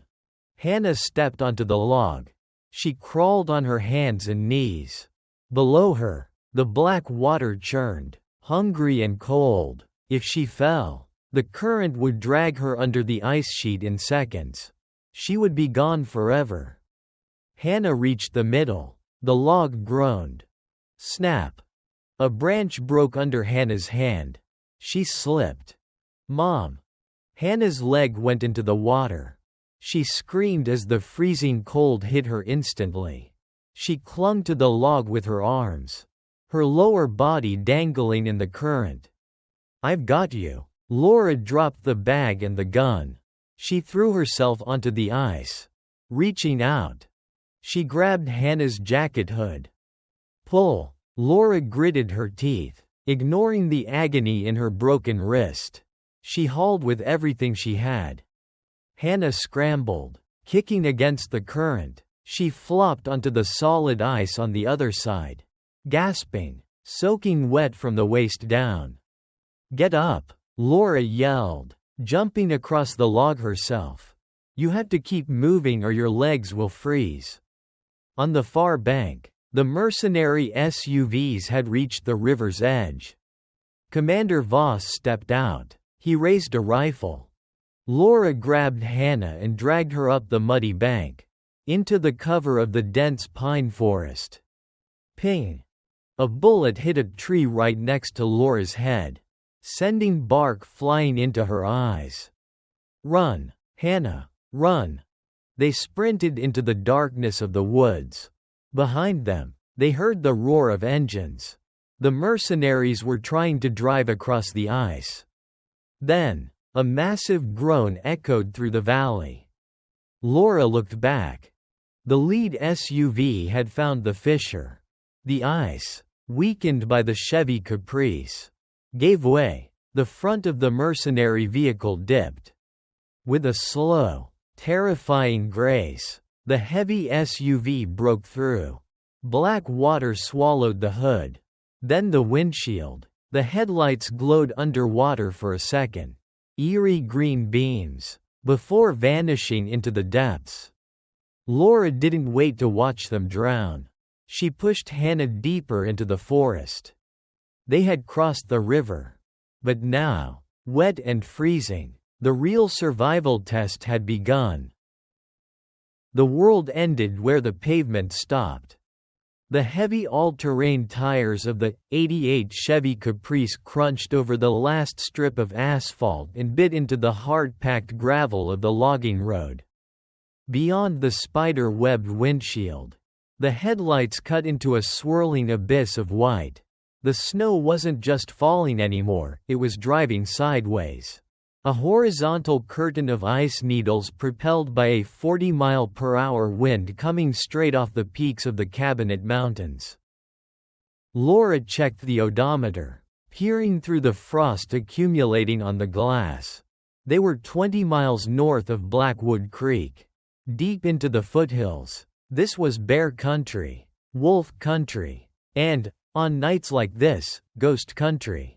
It was a place where maps were just suggestions and cell service was a memory. "Mom." Hannah's voice was small, barely audible over the roar of the heater which was fighting a losing battle against the sub-zero temperatures. "I'm cold. My feet hurt." Laura glanced at her daughter. Hannah was curled into a tight ball in the passenger seat, wearing her pink puffer jacket and wrapped in a scratchy, moth-eaten wool blanket from Scully's survival bag. Her breath came out in sharp, white puffs that lingered in the freezing cabin air. "I know, baby," Laura said, her own teeth chattering so hard her jaw ached. "We're almost to the trailhead. Then we have to walk. But walking will warm us up." "Walk?" Hannah looked at her, eyes wide with terror. "In this? We'll freeze." "Mom. The car can't go where we're going," Laura explained, trying to sound confident, though dread was pooling in her stomach. "And the bad men. They act like machines. They use satellites and thermal cameras. The car is a hot metal box. It lights up like a Christmas tree on their screens. We have to be cold. We have to be part of the mountain." Laura winced as the car hit a deep rut hidden by the snow. A jolt of white-hot agony shot up her right arm, radiating from her wrist to her shoulder. The makeshift splint was holding, but the swelling was intense. She could feel her pulse throbbing against the flannel binding, a frantic drumbeat of pain. She had popped 3 ibuprofen from the first aid kit, but it was like trying to put out a forest fire with a water pistol. She looked at the piece of wood lying on the dashboard. Under the faint, ghostly glow of the purple UV light, the map seemed to float. They were close to the coordinates. The blind spot. "Okay," Laura said, slowing the car as the trees became a solid wall. "This is it." She steered the Caprice off the logging road, forcing it through a dense thicket of brush, branches screeching against the metal like banshees, until the car was hidden behind a cluster of dense pines. She killed the engine. The silence that followed was instant and crushing. The wind howled outside, scratching at the windows, demanding entry. "Put these on," Laura said, reaching into the back seat and pulling out a pair of oversized, old-fashioned wooden snowshoes Scully had thrown in. She handed a smaller pair to Hannah, Frank's old ones from when he taught Laura to hunt winter hares. They stepped out of the car. The cold hit them like a physical blow, a sledgehammer of ice that sucked the heat from their bodies in seconds. The snow was thigh-deep, powdery and treacherous. "We move fast," Laura instructed, strapping the snowshoes over her boots with her one good hand, her fingers stiff and clumsy. "Step where I step. Don't touch the trees. You'll knock the snow off and leave a trail for them to follow." They began to hike. The terrain was brutal. It was a relentless uphill trudge through a dense forest of Douglas firs. The UV flashlight was their only guide, illuminating the invisible trail markers Frank had painted on the trees years ago, tiny splashes of UV paint that looked like nothing to the naked eye, but glowed like stars under the purple beam. 1 step, 2 steps. Breathe. Laura's lungs burned with every inhalation. Her wrist screamed with every swing of her arm. But her mind was racing, fueled by the revelation of the code. Elise. Why, Frank? Why did you lie? She remembered the funeral vividly. The closed caskets. The smell of lilies and rain. Frank told her the crash on I-90 was too violent. That there was nothing left to see. He had held her hand while she cried. A 6-year-old orphan in an oversized black dress. Had it all been a performance? A cruel theater to protect a secret? Or was the truth so dangerous that a lie was the only mercy he could offer? Mom, stop! Hannah's shout broke her trance. Laura spun around, slipping in the snow, bringing the Glock up in her left hand. What do you see? Up there. Hannah pointed to the sky. Toward the south. Back the way they came. Through the gaps in the swaying tree canopy. Laura saw it. It wasn't a helicopter. It was silent, or at least quieter than the wind. A dark shape, triangular and sleek, hovering like a prehistoric bird of prey. A single red light blinked rhythmically on its underbelly. A military-grade surveillance drone. They found the car, Laura whispered, fear gripping her heart colder than the ice. The engine block was still hot. They tracked the heat signature. Is it looking for us? Hannah whispered, tears freezing on her eyelashes. Get down. Laura shoved Hannah into the hollow of a massive, ancient cedar tree trunk and covered the girl's body with her own. She buried her face in Hannah's hood. The drone moved closer. Laura could hear the low, electric hum of its rotors now, a buzzing sound like a swarm of angry hornets. It was scanning the forest floor. Thermal imaging. They were 2 warm bodies in a frozen world. They would glow like beacons on the operator's screen. Don't move, Laura hissed into Hannah's ear. Think cold thoughts. Imagine you're an icicle. Slow your heart down. The drone hovered directly above them. The red light swept over the snow, painting the white powder in blood-red hues. Laura held her breath until her chest ached. She gripped the gun, knowing it was useless against a drone flying at 300 feet. If it spotted them, it wouldn't fire. It would paint the target. And then the missiles, or the pale man, would come. She imagined the mercenaries swarming the woods. Their boots crunching on the snow. Their faceless masks. The drone paused. It rotated on its axis. The camera lens adjusting. Then, abruptly, it banked left and flew away, continuing its search pattern to the west, toward the ridgeline. Laura exhaled, her breath trembling violently. It missed us. The cedar trunk. It's thick enough to mask our heat.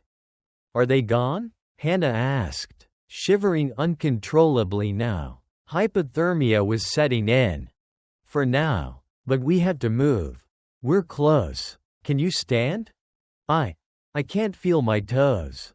Mom. Laura's heart broke. She grabbed Hannah's arm. Get up. Hannah Bennett, she said, her voice fierce. You are not going to die on this hill. Do you hear me? We are Bennetts. We survive. Frank walked out of a jungle with a bullet in his leg. You can walk up this hill. I want Grandpa. Hannah cried softly. Grandpa left us a way out. Laura said, pointing ahead. Look. Through the swirling snow, a massive rock formation appeared. It looked like a sheer cliff face. A dead end rising hundreds of feet into the darkness. But the UV light revealed one final marker painted on the stone, an arrow pointing straight at the solid granite wall. "The blind spot," Laura whispered. They stumbled toward the cliff, fighting the wind that tried to push them back. Up close, Laura saw it. It wasn't a solid wall.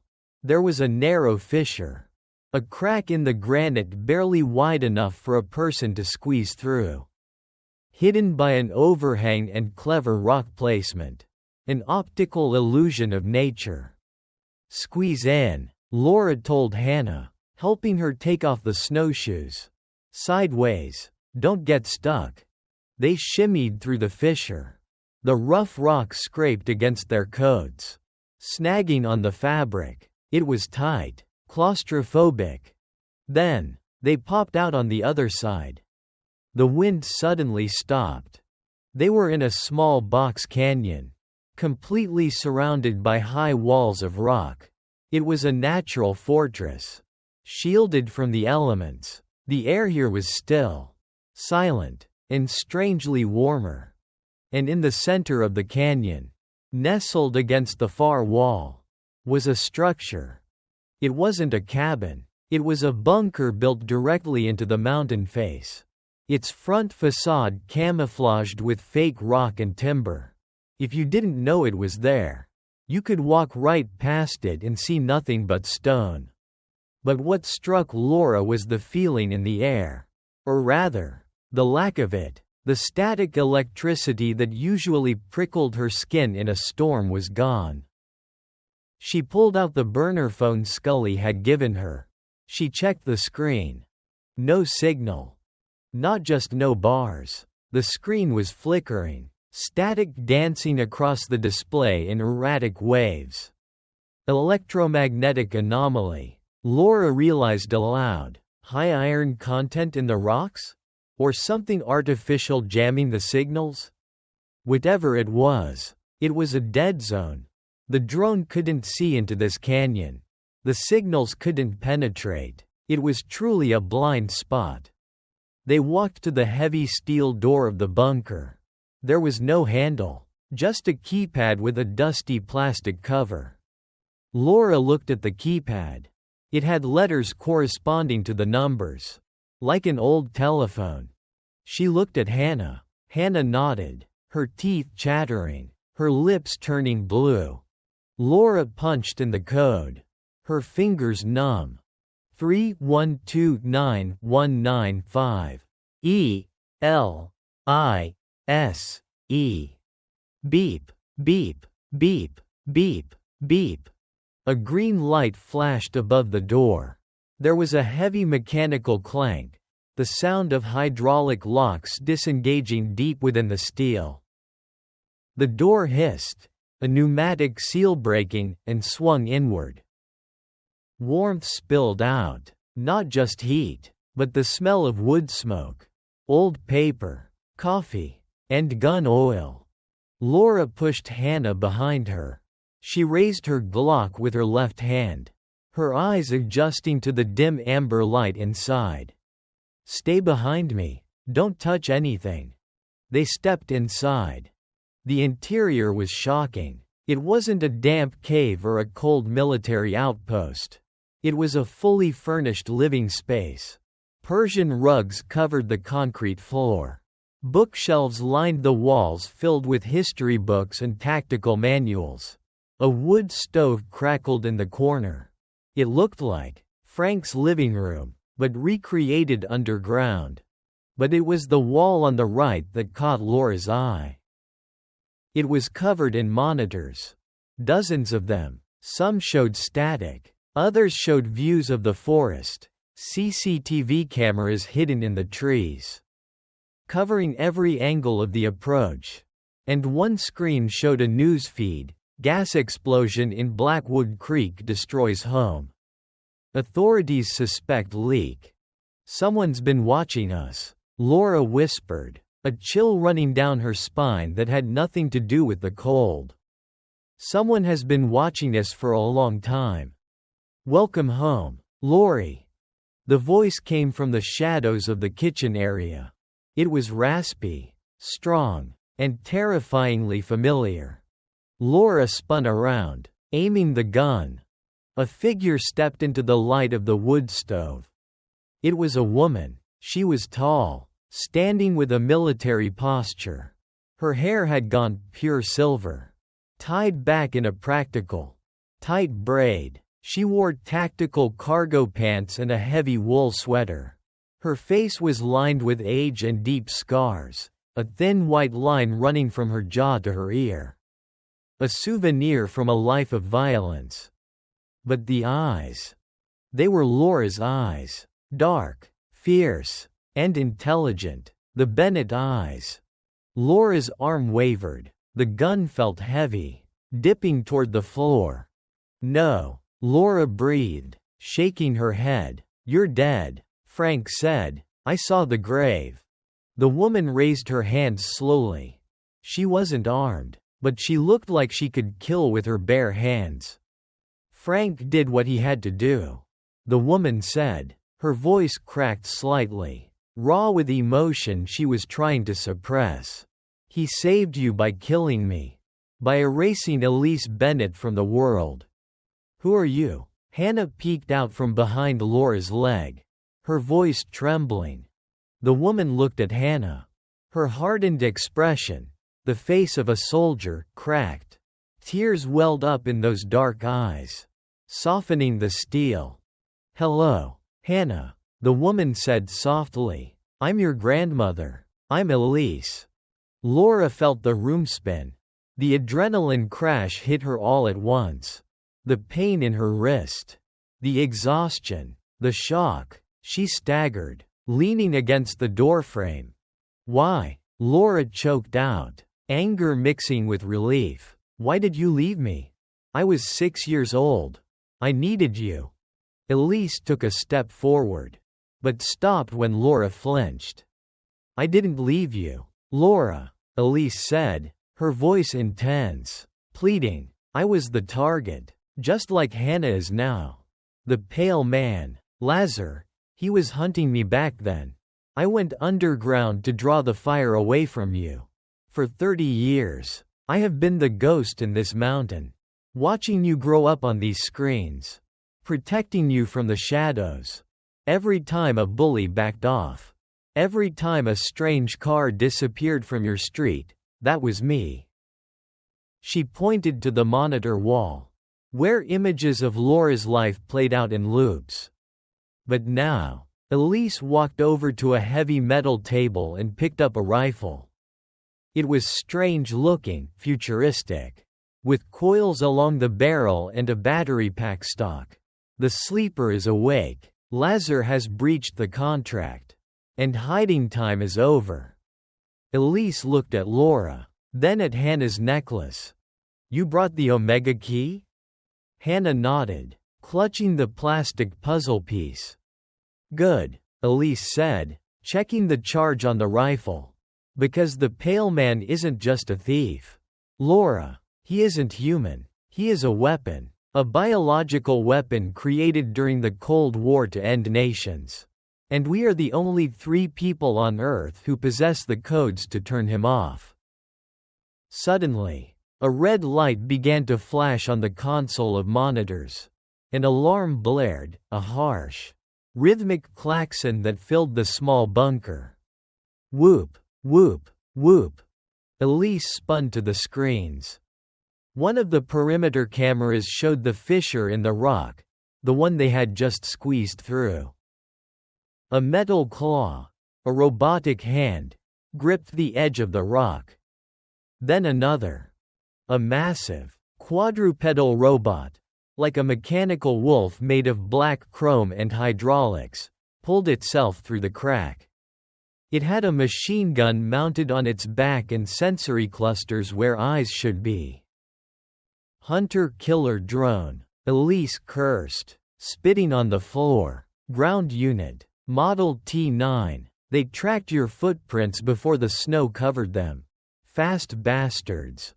Elise grabbed a pump-action shotgun from the wall and threw it to Laura. Can you shoot with that hand? Laura caught the shotgun with her left hand, grimacing as the weight pulled on her shoulder. She pumped it one-handed, bracing it against her hip. "I can try."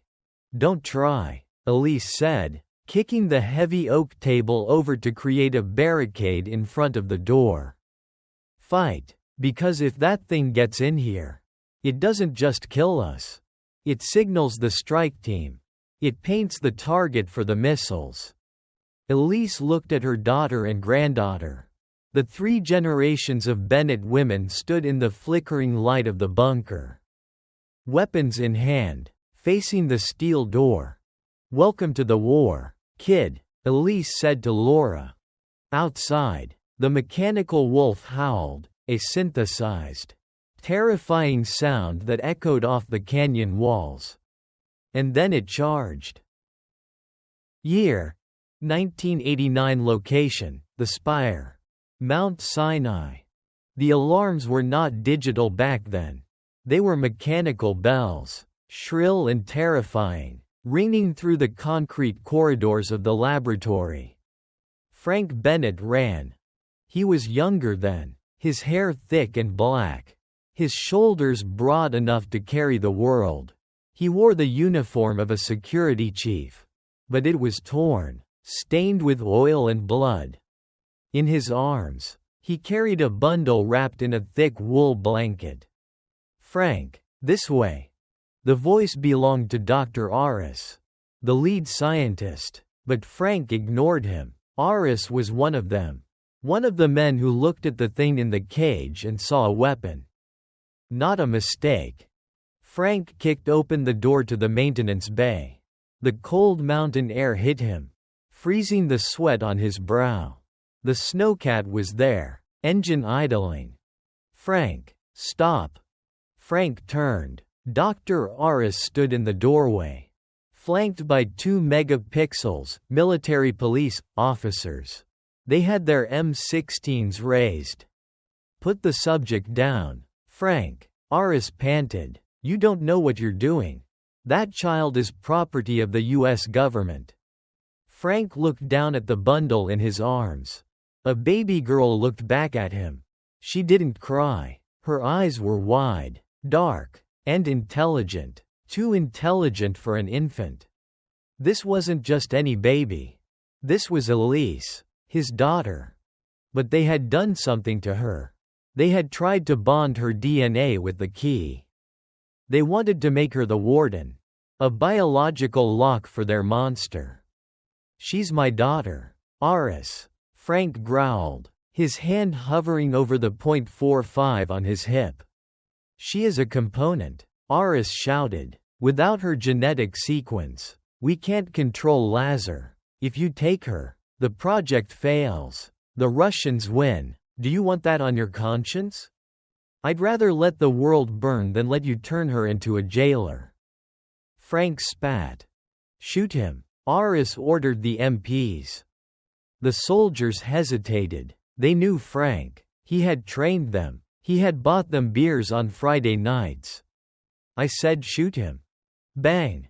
Frank drew his weapon. He didn't aim at the men. He aimed at the control panel on the wall next to them, the halon gas suppression system. The panel exploded. Massive nozzles in the ceiling hissed, dumping fire suppressant gas into the room. The soldiers coughed. Blinded, Frank threw himself and the baby into the snowcat. He slammed it into gear. The tread spun, catching the concrete, and the vehicle lurched forward, smashing through the chain link gate and out into the blizzard. He drove for an hour, navigating by instinct, until he reached the old mining tunnels on the West Ridge. He stopped the vehicle. The silence of the snow was absolute. Frank looked at the baby. "Elise." "I'm sorry, baby girl," Frank whispered, tears streaming down his rough face. "I can't keep you. If I keep you, they will find you. They will always be looking." He reached into his pocket. He pulled out 2 objects. The first was the silver star he had earned in Korea. He tucked it into the swaddling clothes. The Alpha. The second was a small, black plastic chip. The Omega. I have to hide you, Frank told the infant, who reached out to touch his face. I have to hide you so deep that even I can't find you. You have to die, Elise, so that you can live. He took out a lighter, his Zippo, and lit a cigarette. His hands shaking. He knew what he had to do. He had to stage a crash. He had to make the world believe that Frank Bennett's family had perished on the icy roads of I-90. He would raise his granddaughter, Laura, alone. He would tell her lies to keep her safe. And Elise? She would have to disappear into the bunker. She would become the ghost in the machine. One day, Frank promised the night sky. One day, we'll finish this, but not today. He kissed the baby's forehead. Be brave, Elise. Be a wolf. Frank Bennett stepped back out into the snow, leaving his heart behind, and began the long walk back to a life of lies. The steel door of the bunker didn't just open, it exploded inward. The hydraulic ram of the mechanical wolf hit the metal with the force of a runaway freight train. The heavy deadbolts, designed to withstand a grizzly bear or a shockwave, sheared off with a deafening crack that sounded like a heavy artillery gunshot. The door flew across the room, spinning through the air before smashing into the monitor wall, showering the bunker in sparks, shattered glass, and twisted plastic. Contact front, Elise screamed, her voice cutting through the chaos like a razor. Laura, get low, now. Laura didn't need to be told twice. Instinct took over. She grabbed Hannah by the back of her pink puffer jacket and threw them both behind the heavy overturned oak table Elise had set up as a barricade. She slammed her body over her daughter's, pressing Hannah's face into the rug. Stay down, Laura screamed. The beast entered. It was a nightmare of engineering. The hunter-killer drone, the T-9 model, was sleek, black, and moved with a terrifying, liquid grace. It was the size of a mountain lion but made of carbon fiber and titanium plates that shifted like scales. Its feet were tipped with diamond-edged claws that gouged deep furrows into the concrete floor with every step. Where its head should be, a cluster of red optical sensors swiveled, scanning the room with cold, mathematical precision. A Gatling gun mounted on its spine spun up with a high-pitched whine that set Laura's teeth on edge. Whir click. It's locking on, Elise shouted. She rolled behind the heavy granite kitchen island, leveling her strange, futuristic rifle. The robot fired. The sound was deafening, a continuous roar of thunder in the confined space. Bullets chewed up the oak table, sending splinters flying like lethal shrapnel. Dust and smoke filled the air instantly, blinding them. Vases exploded. Books on the shelves disintegrated into confetti. Mom, Hannah screamed, her hands clamped over her ears, her body shaking violently. I've got you, Laura yelled, shielding Hannah's head with her good arm. She waited for a microsecond pause in the firing rhythm. Click. The gun stopped to cycle. Laura popped up. She didn't aim at this range. She couldn't miss. She pumped the shotgun one-handed, gritting her teeth against the pain in her wrist, and pulled the trigger. Boom. The buckshot hit the robot in the flank. Sparks flew, and the machine staggered sideways, emitting a screeching mechanical noise like a wounded animal. But the armor held. It was just a scratch on the titanium plating. The robot turned its red eyes toward Laura. It ignored Elise. It ignored the threat. It calculated the high-value target. It wanted the Omega key. It crouched, hydraulics hissing, preparing to pounce over the barricade and tear them apart. "Hey, tin can!" Elise yelled from across the room. The robot swiveled its head. Elise squeezed the trigger of her rifle. There was no gunpowder explosion. Instead, there was a sharp crack of displaced air and a hum of discharging capacitors. A streak of blue light slammed into the robot's chest. It wasn't a bullet. It was a Gauss round, a magnetically accelerated slug traveling at hypersonic speed. The impact was catastrophic. The slug punched straight through the robot's armored chassis. Exiting the other side, blue electricity arced wildly from the wound. The machine seized up, its legs scrabbling on the floor as its internal gyroscopes failed. It thrashed, its claws tearing up the carpet.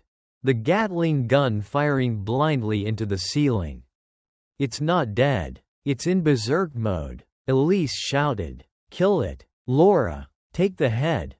Laura stood up. The robot was flailing, dangerous and unpredictable. She racked the shotgun slide with her good hand while holding the grip between her knees. A trick Frank had taught her in case she was ever wounded in the field. She leveled the barrel at the twitching sensor cluster. "Sit, stay, die," Laura hissed. Boom.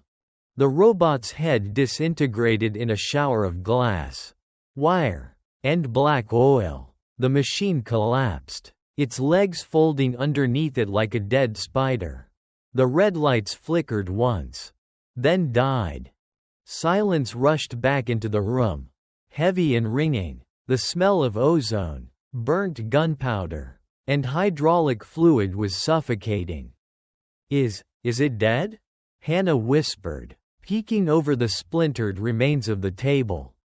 Elise walked over to the wreckage, her boots crunching on glass. She pulled a combat knife from her boot and jammed it into a panel on the robot's back, severing the power cord just to be sure. A final spark fizzled out.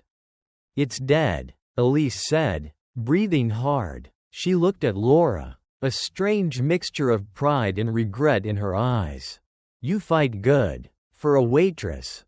Laura stood up, her legs trembling as the adrenaline dumped out of her system. She dropped the shotgun, it clattered loudly on the floor, and rushed to check Hannah. She ran her hands over her daughter's arms, checking for blood. "You okay? Are you hurt? Did a splinter hit you?" "I'm okay, Mom," Hannah said, staring at the smoking robot with wide eyes. "Grandma blew it up. Did you see that gun?" Laura turned to Elise. The fear was fading, replaced by a cold, hard anger that had been building for 30 years. "Okay," Laura said, stepping over the debris. She marched toward the woman who looked exactly like her older self. "No more riddles. No more codes. You tell me what the hell is going on. Right now." Elise slung her rifle over her shoulder. She didn't back down, but her face softened. She walked to a medical cabinet on the wall, completely ignoring the destruction of her home.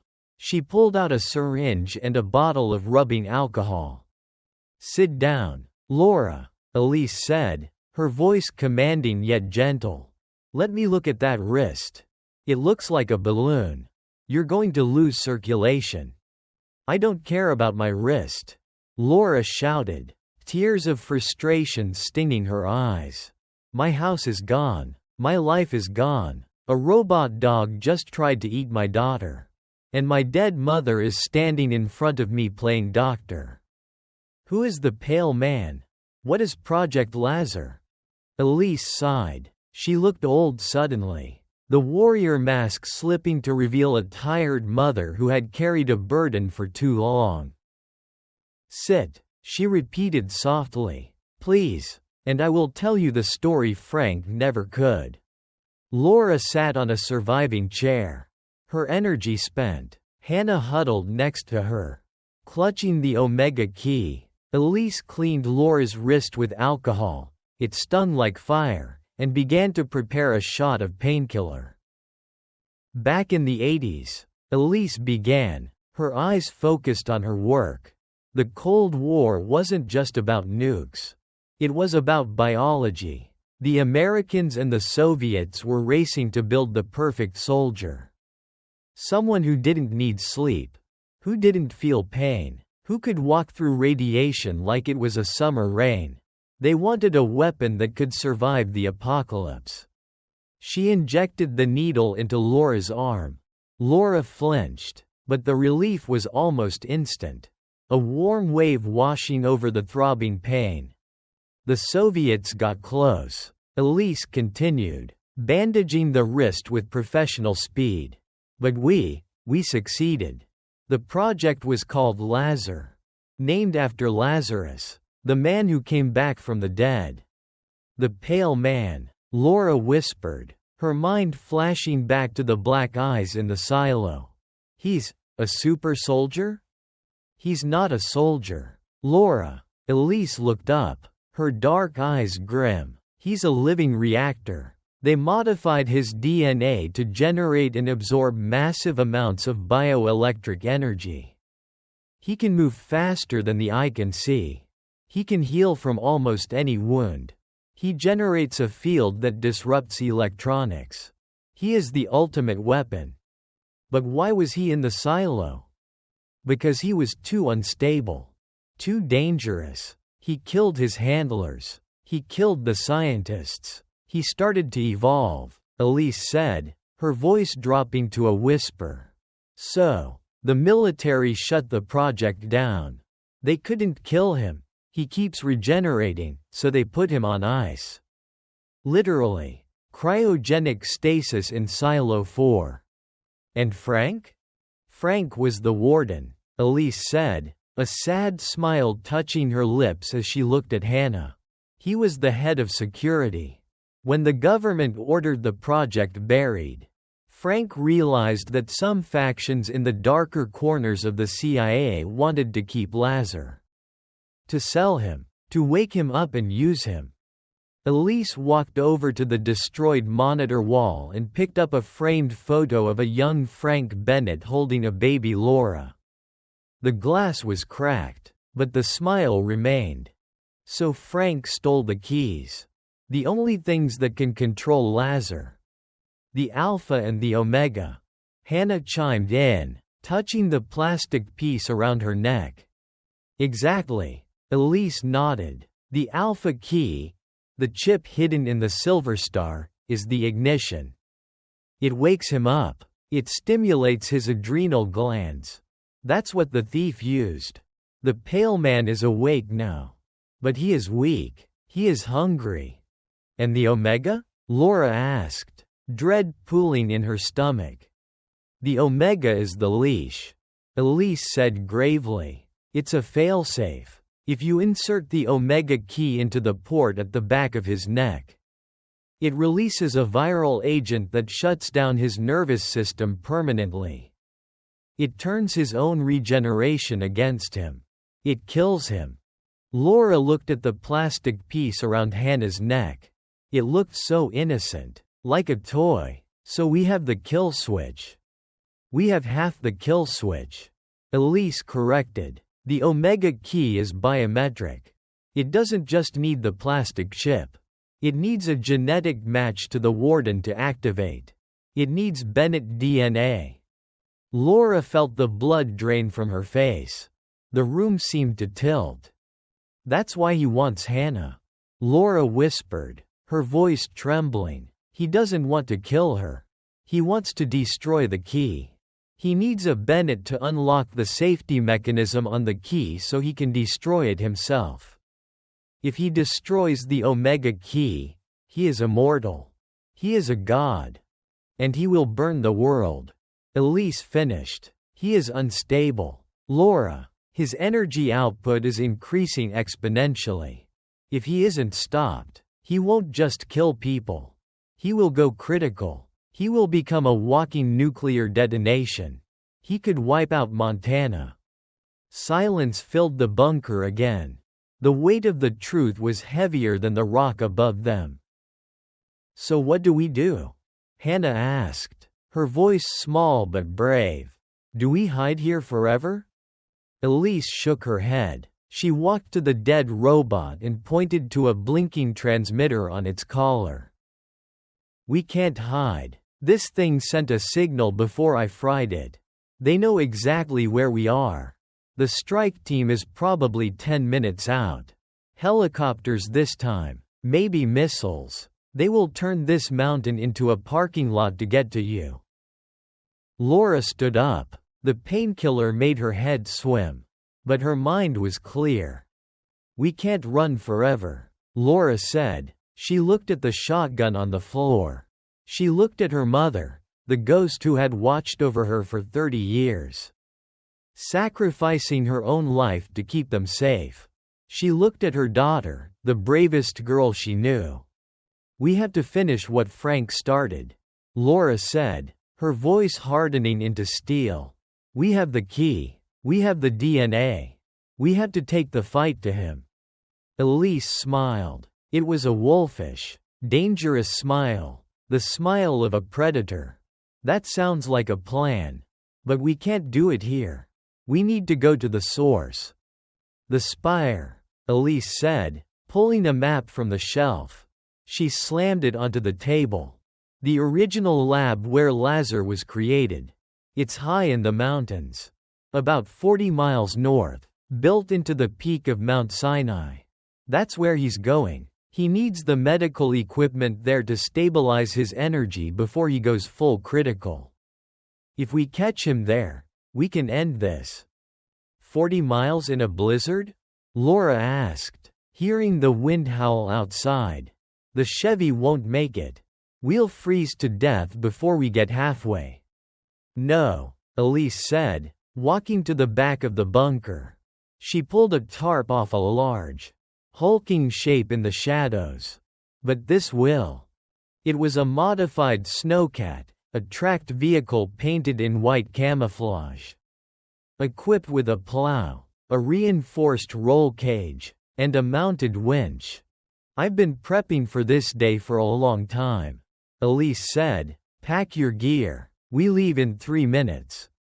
Laura grabbed Scully's bag. She helped Hannah into the back of the snowcat, strapping her into the bucket seat. As Laura climbed into the passenger seat, she looked at Elise. "Mom," Laura said. The word felt strange on her tongue, ancient and new at the same time. Elise paused, her hand on the ignition. She looked at Laura, and for a moment, the years of separation melted away.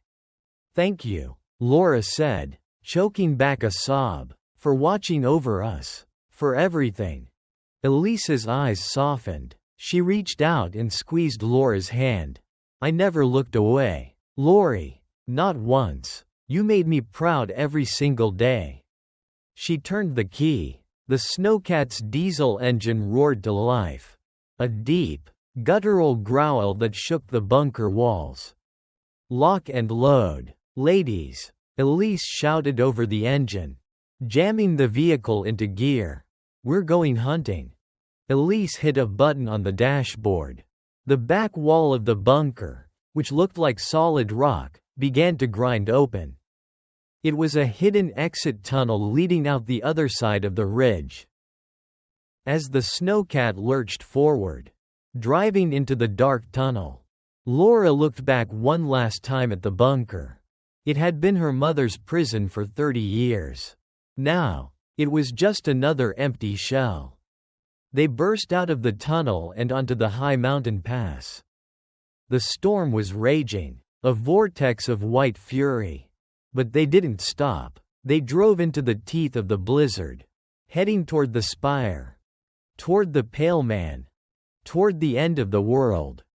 And in the distance, behind them, the sky lit up. Boom!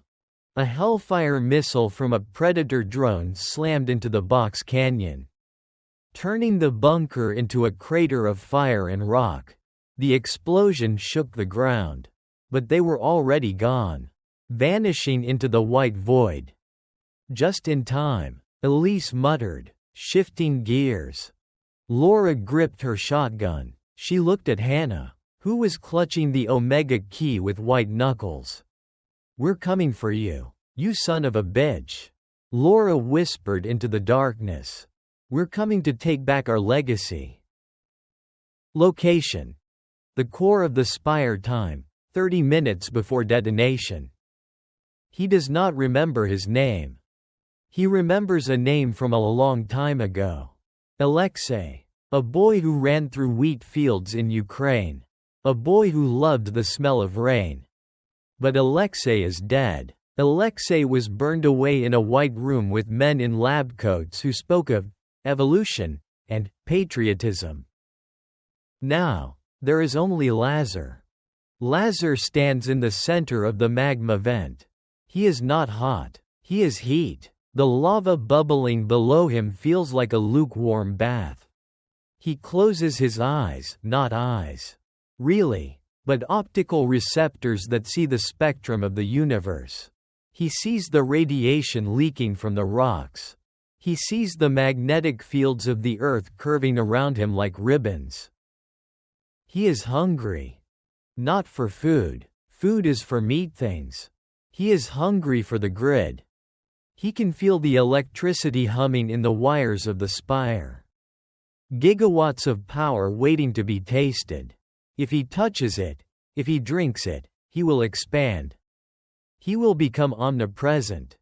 But there is an itch, a scratch in his mind. The key. He can feel it coming closer. It is a beacon in the darkness. The Omega. The end. He hates it. He fears it. It smells of Frank. Frank Bennett, the warden. The man who sat outside his glass cage for 40 years. The man who read books and smoked cigarettes while Lazar screamed in the silence of the ice. Frank was cruel. Frank kept him alive but asleep. A living death. Lazar reaches out with his mind. He pushes his consciousness through the rock and the snow. He seeks the heartbeat. Thump thump, thump thump. There. 3 heartbeats moving up the mountain. One is old, withered. Elise, the traitor. The mother who abandoned her child to save the world. One is fire, angry. Laura, the wolf. And one is pure, small, terrified. Hannah. Lazar smiles. His face ripples like the surface of the sun. "Come, little ones," he whispers. His voice travels through the steam pipes, vibrating the metal walls of the facility miles above. "Come and bring me my freedom. I will not kill you quickly. No." He looks at his hand. It is glowing so bright it is almost invisible. "I will turn you into light. I will absorb you. You will not die. You will become part of me." He remembers the pain of the experiments. The needles in his spine. The electricity burning his brain. The Americans wanted a soldier. The Soviets wanted a spy. They were all fools. They tried to build a weapon. But they accidentally built a god. And gods require sacrifice. Lazar opens his eyes. The room shakes. The steel walkways groan as the gravitational field around him shifts. He looks up at the ceiling of the containment chamber. He can see through the concrete. He sees the snowcat crawling up the mountain road. "I see you." Lazar speaks to the empty room. "I am waiting." He begins to laugh. The sound cracks the reinforced glass of the observation deck. The dream of Lazar is ending. The nightmare is about to begin. The snowcat was a beast born for the apocalypse. It didn't drive so much as it chewed through the world. The massive rubber tracks, studded with tungsten carbide spikes, tore into the deep powder of the mountain pass, throwing up a rooster tail of snow and ice behind them like a frozen wake. The diesel engine roared like a trapped dragon. A deep, mechanical baritone that vibrated through the metal floorboards and settled deep into Laura's bones. They were climbing into the kill zone. The altimeter on the dashboard flickered, reading 8.000 feet. The air outside was thin and lethal, the temperature dropping to 30 degrees below zero. It was a place where life wasn't meant to exist. Inside the cab, the heater blasted hot air that smelled of grease and old coffee. Fighting a war against the frost creeping across the windows. Laura sat in the passenger seat, gripping the dashboard handle with her good hand until her knuckles turned white. Hannah was strapped into the jump seat behind them, clutching the Omega key like a holy talisman. Her eyes squeezed shut as the vehicle lurched violently. Elise drove with a focused, terrifying intensity. She didn't look like a grandmother. She looked like a fighter pilot flying into a hurricane. Her hands danced over the controls, shifting gears, adjusting the differential locks, fighting the crosswind that tried to push the heavy vehicle off the narrow logging road. To their left was a sheer rock wall, rising vertically into the storm. To their right, a drop into nothingness, a black abyss swallowed by the night and the snow. One slip, one patch of loose gravel, and they would tumble 2,000 feet to their deaths. How much further? Laura shouted over the deafening engine noise. 5 miles to the summit. Elise yelled back, her eyes scanning the darkness ahead through the sweeping wipers. The spire is built on the absolute peak of Mount Sinai. It uses the geothermal vents for power. It's the only place hot enough to stabilize Lazar's core. If he gets plugged into that grid, he'll have infinite power. And the mercenaries? Laura asked, checking the side mirror. They're coming, Elise said grimly. She pointed to a radar screen bolted to the dashboard, a piece of scavenged military tech. A green blip was closing in fast from the south, moving too fast for a car, too fast for a snowmobile. Air support, Elise cursed, slamming the stick forward. They sent a bird. In this weather? They must be desperate. Laura looked out the side window. At first, she saw nothing but swirling white chaos. Then, a beam of light cut through the storm like a solid bar. A black helicopter. A modified MH-6 Little Bird with skids equipped for snow landings, rose up from the canyon floor like a demon. The downdraft from its rotors whipped the snow into a blinding frenzy. Shaking the snowcat, a man sat on the side of the chopper, legs dangling out, strapped into a safety harness. He held a heavy belt-fed machine gun. "Hold on," Elise screamed.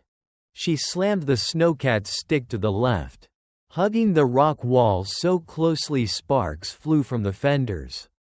Tat tat tat tat tat. Bullets sparked off the side of the snowcat. The sound was like hail on a tin roof. But heavier, deadlier. The reinforced glass of the side window spider webbed instantly but didn't shatter. "Bulletproof?" Laura asked, flinching as a round impacted right next to her head.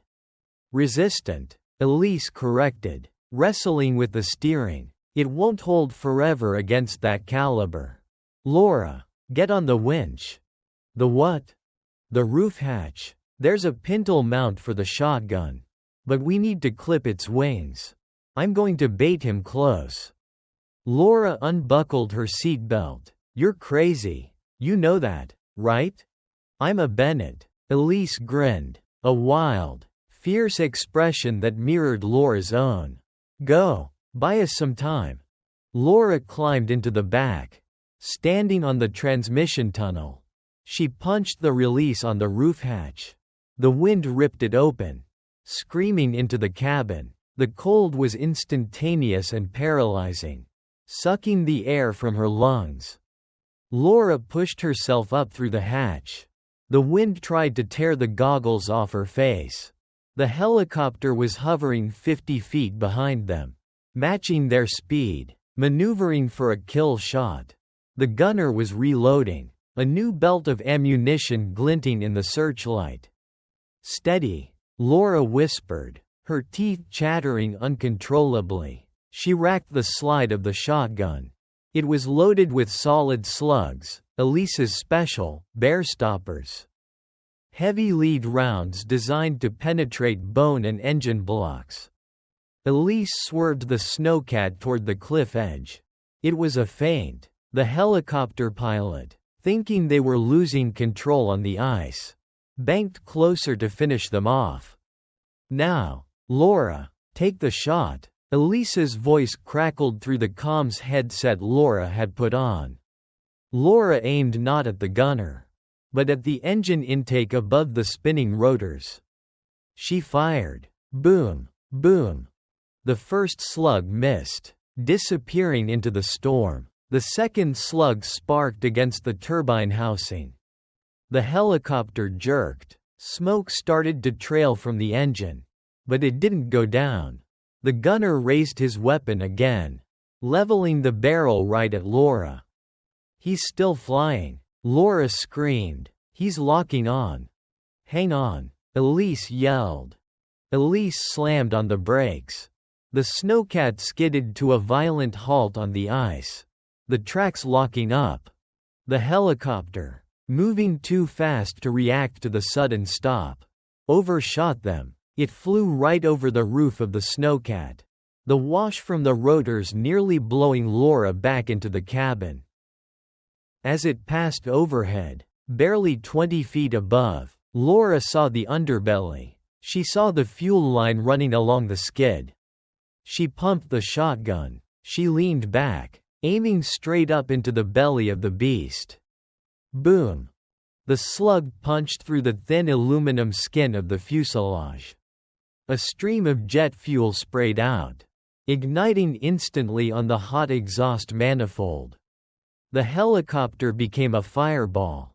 It spun wildly, the tail rotor clipping the canyon wall with a shriek of tearing metal.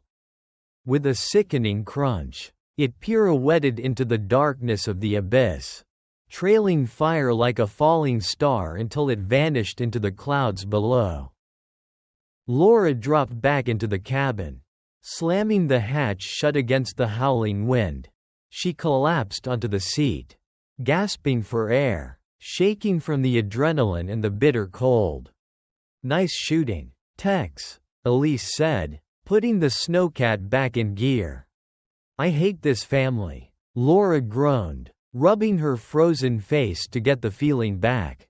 "Normal families go to Disney World." "Love you too, sweetie," Elise said, a grim smile on her face. They drove in silence for another 10 minutes. The road leveled out. The storm began to break, the clouds parting to reveal the moon hanging high and cold above the jagged peaks. And there it was. The spire. It was a monstrosity of concrete and steel, jutting out of the mountain peak like a jagged tooth. It looked less like a laboratory and more like a fortress designed by a madman. Massive cooling towers vented steam into the night air. Red warning lights pulsed on the radio antennas like slowing heartbeats. The front gate was a heavy steel barrier, guarded by 2 guard towers. But the towers were dark. The searchlights were sweeping erratically, hitting the trees instead of the road. "Something's wrong," Elise said, slowing the vehicle. "Where is the perimeter guard? Where are the patrols? This place should be crawling with black ops." "Maybe they're all inside?" Hannah suggested from the back. "Or maybe they're dead," Laura said, checking the magazine of her shotgun. "Lazar isn't exactly a team player." They approached the gate. The snowcat rumbled closer. The gate was open, not unlocked, but torn open. The massive steel hinges were twisted. The metal rent asunder as if a giant hand had punched through it from the outside. He's already here, Elise whispered. And he didn't wait for a key card. Elise drove the snowcat through the broken gate and into the courtyard. Vehicles were scattered everywhere, military jeeps, trucks, armored personnel carriers. They were crushed, overturned. Bodies lay in the snow. Mercenaries. The same men who had attacked Laura's house. They weren't shot. They were broken, twisted. Laura saw a helmet crushed flat. She saw a rifle bent in half. He's cleaning house, Elise said, stopping the snowcat near the main entrance. A set of double blast doors that had been blasted off their tracks. Lazar doesn't need handlers anymore. He's cutting loose ends. He wants to be the only thing left alive on this mountain. They got out of the vehicle. The silence of the spire was heavier than the storm. It was the silence of a graveyard. Stay close, Elise commanded. She handed Hannah a heavy flashlight. If you see anything move, you shine this in its eyes. It's a strobe. It will blind them. Don't run. Okay, Grandma, Hannah said, her voice trembling but determined. They entered the facility. The lobby was a cavernous concrete space, dominated by a faded mural of the Soviet and American flags intertwined, a relic of the détente era that birthed the project. Now, the mural was splattered with fresh blood. The emergency lights were flickering, casting long, dancing shadows. Buzz, click, buzz.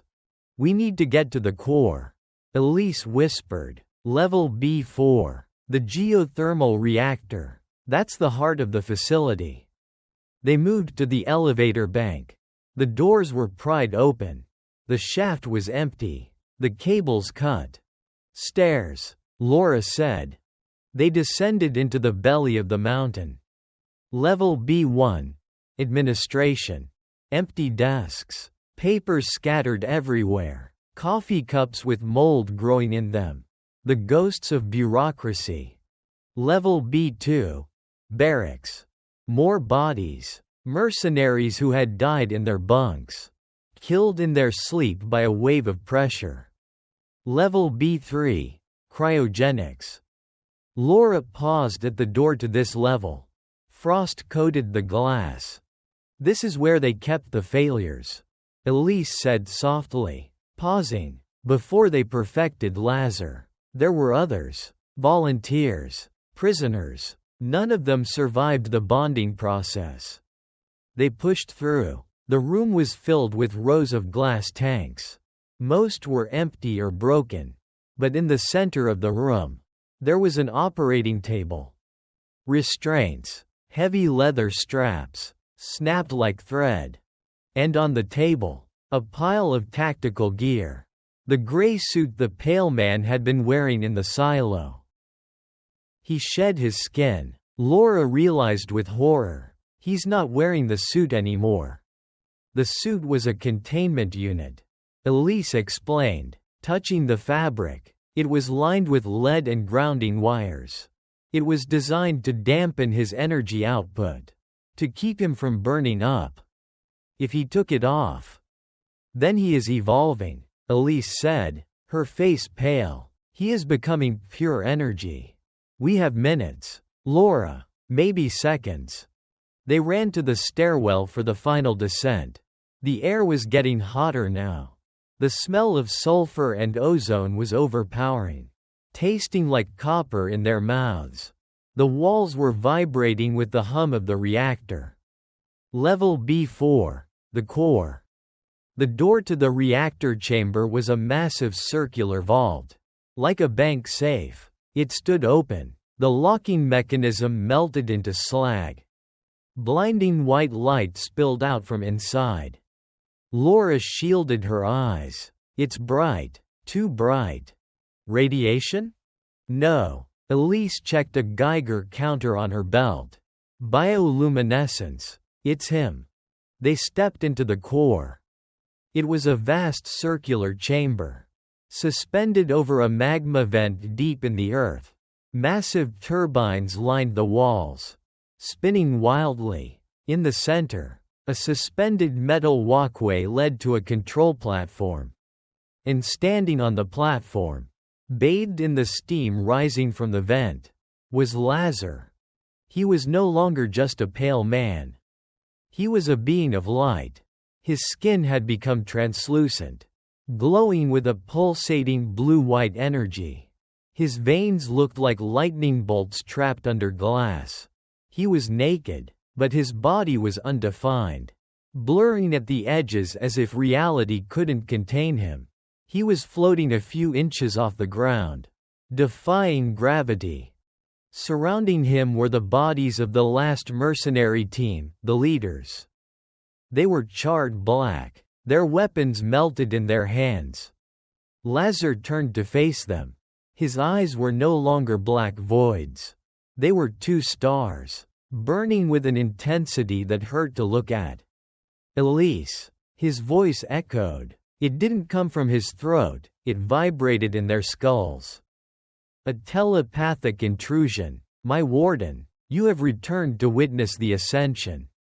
Elise stepped forward, rifle raised. End of shift. Lazar. Time to sleep. Lazar laughed. It sounded like a transformer blowing out, a crackling, electric sound. Sleep? He mused. I have slept for 40 years. I have dreamt of fire. And now, I am the fire. He raised a hand. A wave of kinetic force hit them. Laura, Elise, and Hannah were thrown backward, sliding across the metal grating of the walkway. The rifle flew from Elise's hands, skittering over the edge and falling into the magma pit below. Grandma, Hannah screamed. Elise groaned, trying to stand, blood trickling from her nose. I'm okay. Laura, the key. Lazar drifted closer. The heat radiating from him was intense, singing the ends of Laura's hair. The Omega, Lazar said, looking at Hannah. The final shackle. Give it to me, child, and I will make it quick. I will turn you into ash before you feel a thing. Laura stood up. She stood between the monster and her daughter. She racked her shotgun, even though she knew it was useless against a god. You want her? Laura snarled. Come and get her. Lazar smiled, a rift of light in a face of energy. Brave little Bennett, he said, your grandfather had that same fire. I enjoyed extinguishing it. You didn't kill him, Laura said, tears stinging her eyes. Cancer killed him. I gave him the cancer. Lazar whispered, leaning in, the radiation from my cell. Day by day, year by year, I poisoned him slowly, a parting gift for my jailer. Red rage flooded Laura's vision. She screamed and pulled the trigger. Boom! The slug hit Lazar in the chest. It melted. Before it even touched his skin, the lead liquefied and evaporated into gray vapor. Lazar didn't even flinch. Kinetic energy. He sighed, sounding bored. I told you in the silo. Primitive. He flicked his wrist. Laura's shotgun flew out of her hand, bending in half as if crushed by an invisible vice. Then, an invisible hand grabbed Laura by the throat and lifted her into the air. Mom, Hannah cried, rushing forward. Don't, Laura choked, clawing at the air, her boots kicking helplessly. Lazar turned his gaze to Hannah. The glowing eyes narrowed. The bloodline, he said, bring the key, child, or watch your mother burn. He tightened his grip. Smoke began to rise from Laura's jacket. She screamed as the heat seared her skin. Hannah stood there, trembling. She looked at her mother. Suspended in the air, she looked at her grandmother, who was struggling to her knees, clutching her ribs. Hannah reached up and unclasped the necklace. Stop, Hannah yelled, her voice echoing in the vast chamber. Put her down. I'll give it to you. Lazar paused. He lowered Laura slightly, but didn't release her. Wise choice. He purred. Bring it to me. Hannah walked forward. She stepped onto the central platform. She held the black plastic key in her small hand. She walked until she was standing right in front of the glowing entity. The heat was unbearable. Her skin felt like it was blistering. Hannah, don't, Elise shouted. He'll kill us all anyway. Hannah looked at Lazar. She looked into the blinding light of his face. Grandpa told me about you, Hannah said softly. Did he? Lazar asked, extending a hand of light. He said you were sad, Hannah said. He said you were a man who forgot how to be human. Lazar hesitated. For a microsecond, the light flickered. A trace of memory? A trace of the man he used to be? I am more than human, he hissed. Give me the key. Hannah held out the key. Lazar reached for it. But Hannah didn't drop it into his hand. She lunged. She wasn't aiming for his hand. She was aiming for the one part of him that looked solid. The port at the base of his skull, which Elise had described. Now, Hannah screamed. It was a suicide move. She was 10 years old, attacking a god. But she wasn't alone. From the floor, Elise pulled a hidden pistol from her ankle holster. She didn't shoot Lazar. She shot the cooling pipe directly above Lazar's head. Clang hiss. A jet of liquid nitrogen, used to cool the reactor, sprayed down. It hit Lazar's energy field.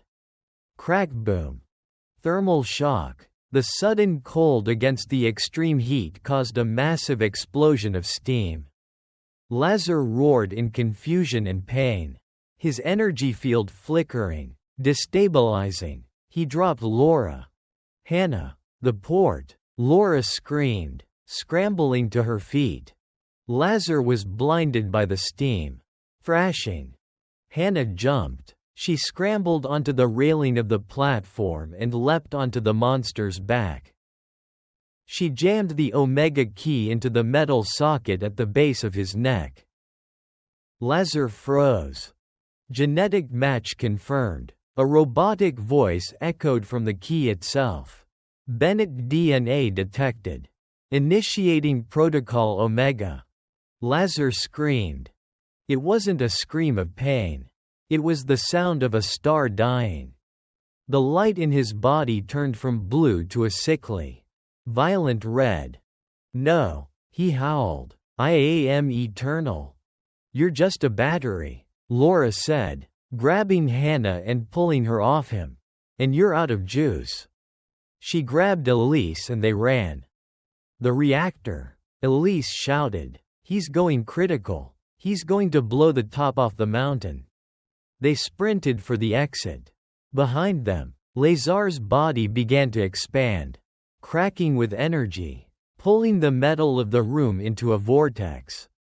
The spire began to shake violently. They had to get out. But the snowcat was back at the entrance. They would never make it. The waste chute. Elise pointed to a hatch in the wall labeled emergency discharge. It dumps into the snowfield on the west slope. They dove into the darkness of the chute just as the world behind them turned white. The world didn't end with a bang. It ended with a slide. The emergency waste chute was a terrifying, dark, metallic throat that spat them out into the freezing air like refuse.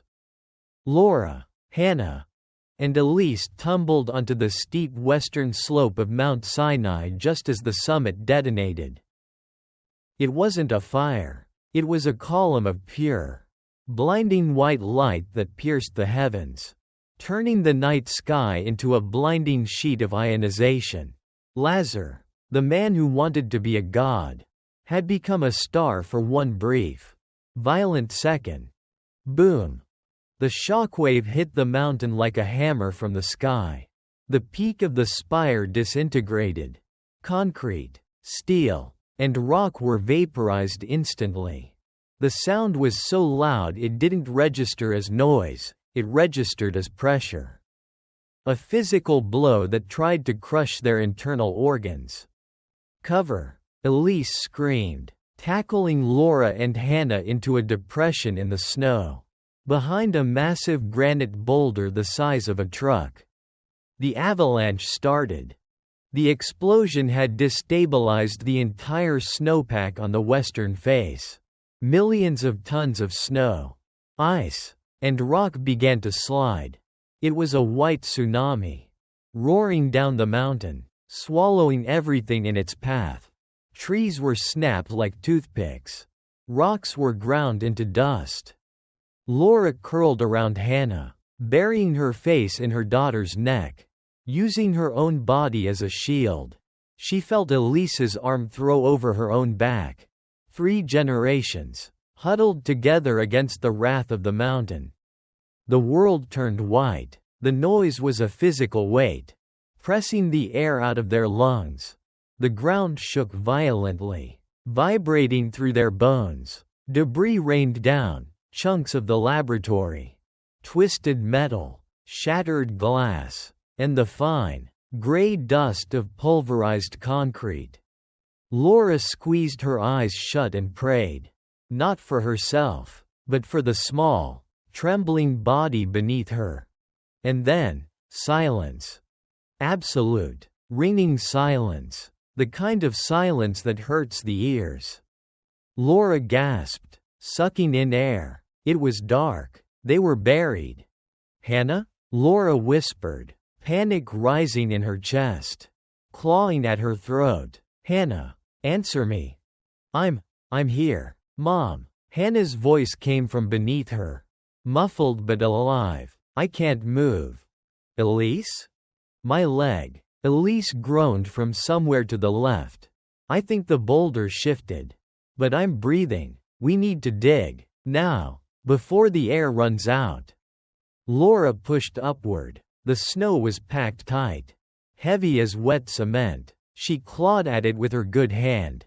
Ignoring the freezing cold, she kicked with her boots. Crunch! Her hand broke through the surface. Moonlight flooded in. Cold, clean, beautiful moonlight. They weren't buried deep. The boulder had created a pocket of air that saved them. Laura clawed her way out, gasping as she emerged into the freezing night. She reached down and pulled Hannah up. The girl was shaking, her face pale, but her eyes were bright. Then, together, they dug Elise out. They stood on the slope, shivering in the biting wind, and looked up. The spire was gone. Where the fortress had stood, looming over the valley like a dark castle, there was now a jagged, smoking crater. The peak of Mount Sinai had been sheared off flat. The storm clouds had been blown away by the thermal blast, leaving a sky full of indifferent, beautiful stars that looked down on the destruction with cold detachment. He's gone, Hannah whispered, her teeth chattering. The bad man is gone. He went critical, Elise said, leaning heavily on Laura, clutching her injured leg. She looked at the crater with a grim satisfaction. Vaporized. The physics of it. He turned into pure thermal energy. Not even a DNA strand left to regenerate. He burned himself out of existence. Laura looked down at her hands. They were raw, bleeding, and freezing. She looked at Hannah, who was missing a boot. She looked at Elise, who was bleeding from a nasty cut on her forehead. They were battered, they were broken, but they were alive. We need to move, Laura said, her voice raspy from the smoke and screaming. We need to find shelter before we freeze. The snowcat is gone. No, Elise said, pointing to the south. We wait. Wait for what? To die of hypothermia?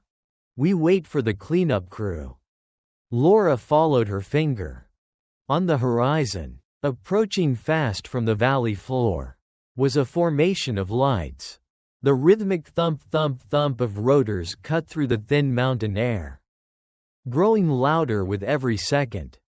Not one helicopter. 6 massive UH-60 Black Hawks, flying in attack formation. Their searchlights swept the mountain, turning the snow blindingly white. Enemies? Laura asked, her heart sinking. She reached for the empty holster at her hip, ready to fight with rocks if she had to. No, Elise said, leaning back against the rock, closing her eyes for a moment. The cavalry. You made that call, remember? To Agent Miller? You woke up the sleeping giant. The helicopters descended, the rotor wash kicking up a storm of snow crystals. They landed on the flat expanse of the snowfield below the debris field. Men in full military gear poured out. But they didn't raise their weapons. They carried stretchers. They carried thermal blankets. A man in a long, dark wool coat walked toward them, shielding his eyes from the dust. He looked out of place on a mountain. He looked like a bureaucrat who had seen too many wars and buried too many secrets. Elise Bennett, the man said, stopping a few feet away.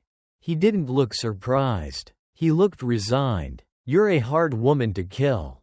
I've had a file on you labeled deceased for 30 years. Agent Miller. Elise nodded, her voice steady. You're late. We had to wait for the fireworks to stop, Miller said dryly. He looked up at the smoking crater where a mountain peak used to be. Lazar? Neutralized, Elise said. Protocol Omega executed. The threat is gone. Miller looked at Laura, then at Hannah. His gaze lingered on the Omega key still hanging around Hannah's neck, now just a piece of melted, useless plastic fused to the leather cord. And the civilians? Miller asked, his voice neutral. Family, Elise corrected sharply, stepping in front of Laura. And they're off limits. Miller, that was the deal Frank made. That is the deal I am making now. You get the cleanup. You get the credit for stopping a rogue terrorist cell. We get to walk away. Miller sighed. He looked at the devastation. You know we can't let this get out. Elise, a nuclear-capable biological weapon in Montana? Created by our own government? The panic would be substantial. The political fallout would be catastrophic. Gas explosion. Laura spoke up. Her voice was strong. Despite her exhaustion, she stepped forward, standing toe-to-toe with the federal agent. A gas main leak at the old weather station. Tragic accident. No survivors from the staff. That's the story, right? Miller looked at Laura. He saw the bruises, the broken wrist, the fire in her dark eyes. He saw Frank Bennett staring back at him. He saw a woman who had driven into hell to save her child. Gas explosion, Miller agreed, a hint of respect in his eyes. And your house, Miss Bennett? The one that burned down in Blackwood Creek? Insurance will cover the structure, Laura said, but I think the government might want to offer a relocation package. For pain and suffering, and for our silence. Miller almost smiled. I think that can be arranged. A generous pension for a consultant seems appropriate. He handed Laura a satellite phone. Your grandfather was a good man. Laura. He held the line when no one else would. It seems the apple didn't fall far from the tree. Laura dropped the phone into her pocket. She didn't care about the agent. She didn't care about the government money. She turned to Elise and Hannah. She pulled them into a hug, squeezing tight enough to bruise. They collapsed together in the snow, a tangled mess of limbs and relief. It's over, Laura sobbed, the tears finally coming hot and fast, washing away the soot on her face. It's finally over. 6 months later. The summer sun in Montana was golden and sweet, smelling of pine resin, wildflowers, and the deep, clean water of the lake. The new house sat on a ridge overlooking Flathead Lake, 50 miles away from Blackwood Creek. It wasn't in a subdivision. It was secluded, built of sturdy cedar logs and river stone.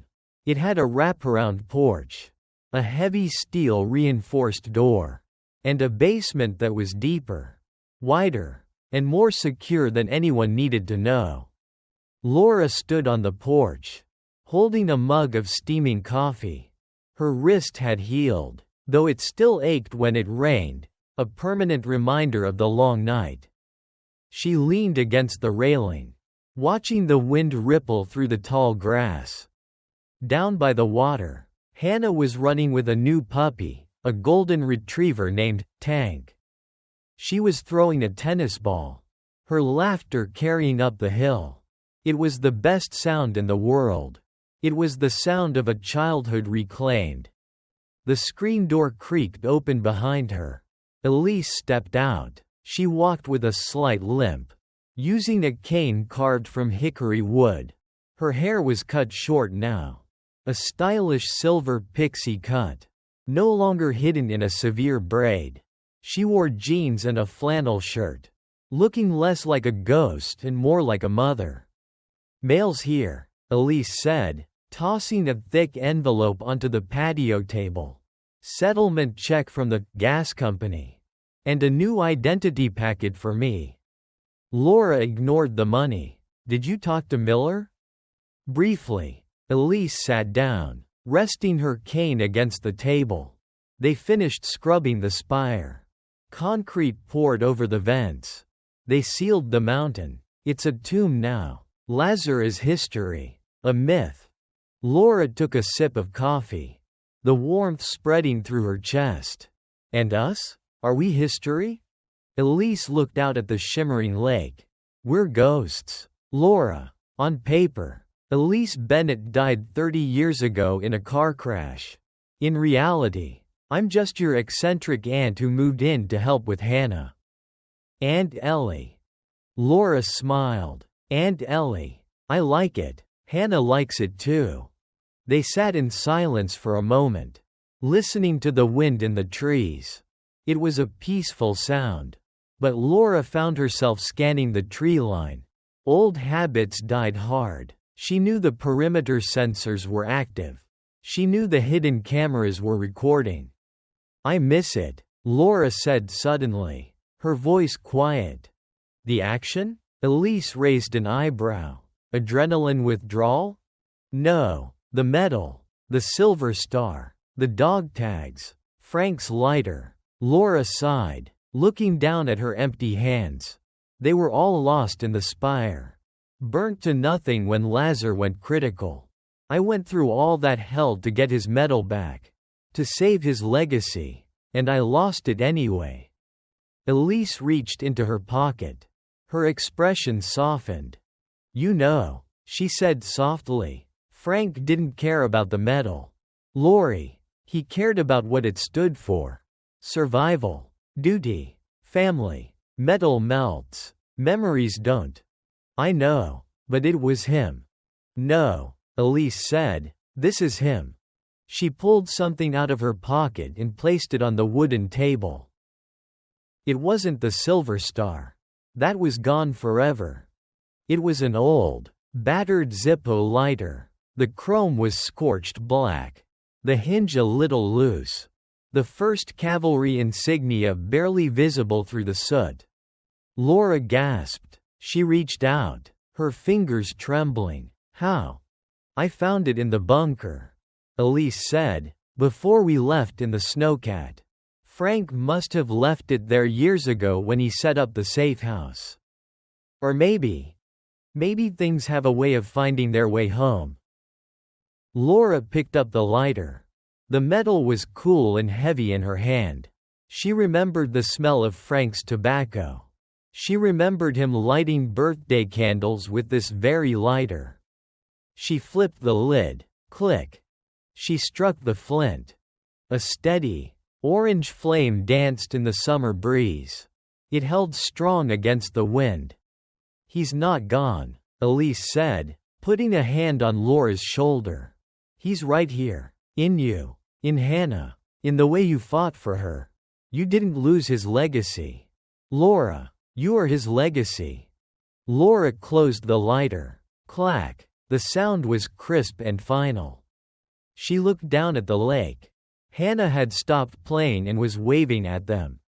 "Mom! Aunt Ellie!" Hannah yelled. "Tank found a turtle." Laura smiled, waving back. She reached down and touched the hidden holster clipped to the underside of the patio table. "Just in case." "Do you think it's over?" Laura asked. "Really over?" Elise leaned back in her chair, closing her eyes against the sun, basking in the warmth she had been denied for decades. "The world is a dangerous place. Laura, there are always monsters. There are always secrets buried in the dark waiting to be dug up." Elise opened her eyes. They were sharp, clear, and ready. The eyes of a Bennett. "But us?" Elise smiled. "We don't hide anymore. We don't run. Let them come." Laura smiled back. It wasn't a smile of fear. It was a smile of confidence. "Hannah," Laura called out. "Lunchtime. Come wash up." "Coming."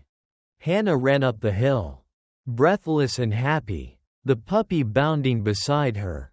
She jumped onto the porch, hugging Elise, then Laura. "Can we go fishing later?" Hannah asked. "Aunt Ellie said she'd teach me how to gut a trout." "Absolutely," Laura said. "But first, homework." They went inside. The heavy door clicked shut. The deadbolt slid home with a solid, reassuring sound that echoed through the house.